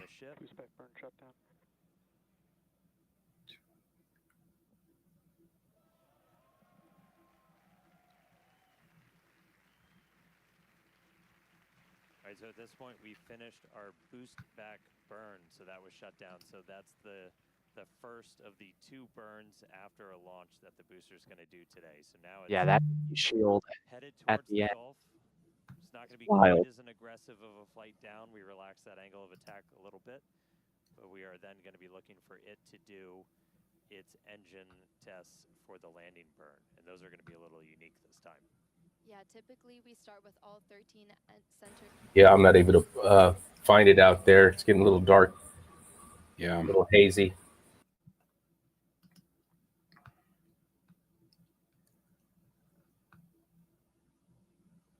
Yeah, so next up, we will have booster 15 and ship 38 on flight 11. So we will be, I'm assuming, seeing SpaceX move it into refurbishment on the launch mount as quickly as possible. And then we will follow that with a static fire test of booster 15. I imagine if everything is good on the launch mount, we may see that within the next 2 weeks. With it being ready to go already, I wouldn't be surprised if it rolls out, honestly, within the next week, as long as, like I said, everything's good with the launch mount. So after that, we will have the reconfiguring of the launch mount in order to prepare it for static fire ship 38. So all of this, I imagine, probably within the next month and a half. You know, we'll be back for flight 11. No post-flight investigation, so that is really good. Obviously, they have a lot of data to go through, but it probably shouldn't be anything that prevents them from launching on the schedule that they want to for flight 11. Now, Zach, the question becomes, was this good enough for a ship catch attempt? Definitely not. I agree. I don't think so, no. Yeah, it's definitely ambitious to attempt to get there, you know, as quickly as they want to, because like I said, that they were planning to basically do it on flight 8. That was what it seemed like they were attempting to do. We have that video right now from the booster landing. They never showed the external view of that, so I'm assuming like basically right when the camera cut is when it ended up exploding. Nice little hover, and landing burn shut down. And into the Gulf, here we come. And the booster. Yeah, and you know, the other thing with the heat shield, like right now they're basically at suborbital velocities, right? So I do wonder, I guess when you slow down for entry, you have to do your entry burn, so it probably drops down to about the same velocity as what they entered at today. So maybe this is still emblematic of what they would actually experience if they do an orbital flight. So it will be interesting to see if they're able to move on to that and actually change the flight profile a little bit. I know a lot of people have been waiting for that, and actually an actual orbital flight and real Starlinks instead of dummy payloads. I feel like, you know, when you know that those systems work, you might as well move on to that and actually have Starship reach the point where it's contributing to the Starlink network. So I'm hoping we actually hear them start to talk about what their goals are for the next flight. And that'll be awesome to see what the next phase is. I'm going to go ahead and call it. We're going to have a Crow Fest launch October 25th. That would be perfect timing. I guess I got to get down there then. Oh, man, dude. What a day. What a day. It was definitely worth the wait. Yeah. Did we have any super chats that we missed during that time where we were? Yes, we had quite a few. You want me to go ahead and speed run through them? I'm not sure if Caden's coming through on the chat or not. Let's see if you guys not have me. Yeah, I see his audio wave. Did have some audio issues earlier. Let's go ahead and take care of those chats real quick. All right. If I could get somebody in chat to let me know that they can hear me, I'll run through these. I don't think he's coming through. Oh, They actually, got him. Donald says he hears him. Cool. All right, they got me.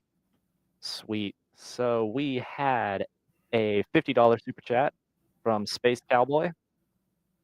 Then we had $20 from Yazada. I believe that's the third straight day that Yazada's donated, celebrating a successful Flight 10. We had a $5 donation from Alan saying great job, Team LabPadre.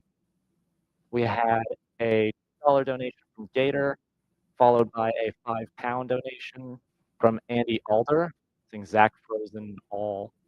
I'm not sure what that's referring to, but finish things off then with a $40 super chat from Jeff. So thank every single one of you for your extended support. Yes, indeed. Thank you all. You know, all those donations come in. We put it to good use and make sure that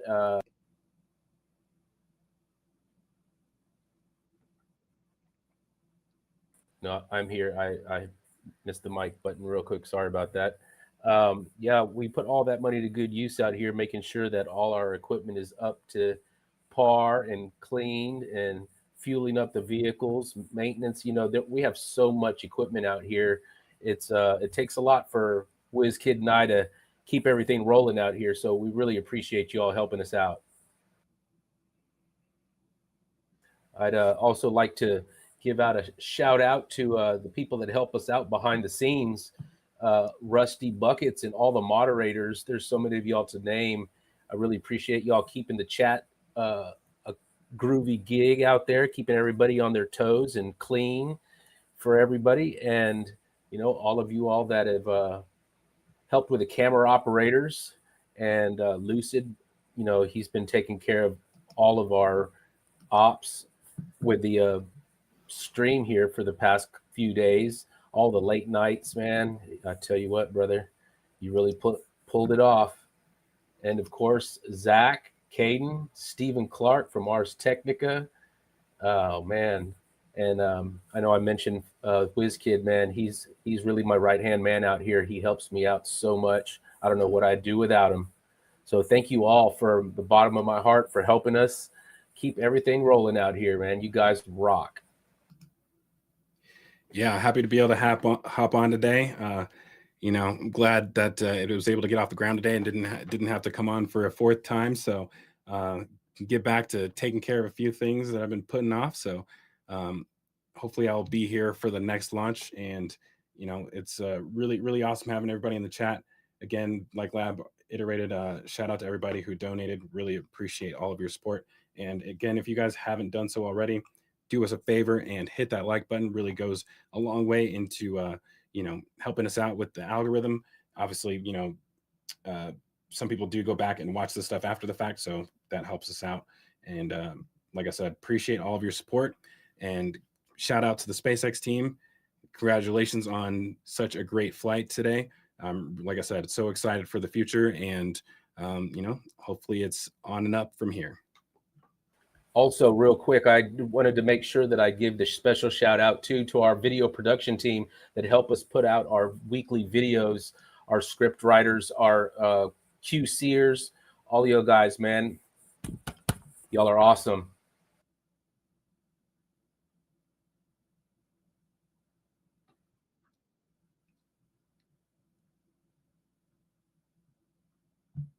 Caden, if you want to just drop out real quick and let us know when you're going to be coming out. And all right. Well, it's been a great time here with you guys. As Zach said, congratulations to the SpaceX team on an incredible flight. Real quick, I do just want to give a couple of shout outs to some people I know that are out there watching. I want to give a shout out to the Space Hardware Club at UAH. Very nice to have someone of our own up here on the big stage. And of course, shout out to my friends and family back up in Tennessee. I know you guys are out there. I love seeing all of you guys watching and everybody here supporting LabPadre. It really takes a village to do something like this, and bringing on this new commentary team was a huge step forward. And I'm very glad to be a part of it. So thank you for everyone that helped out with that. And with that, I will go ahead and sign off. All right, man. Well, we're going to sign off now. And thank you all again for watching and all of your extended support. And there's wisdom. And guys, well, until next time, till the next launch, and until the next video production on next Sunday, LabPadre is shutting her down.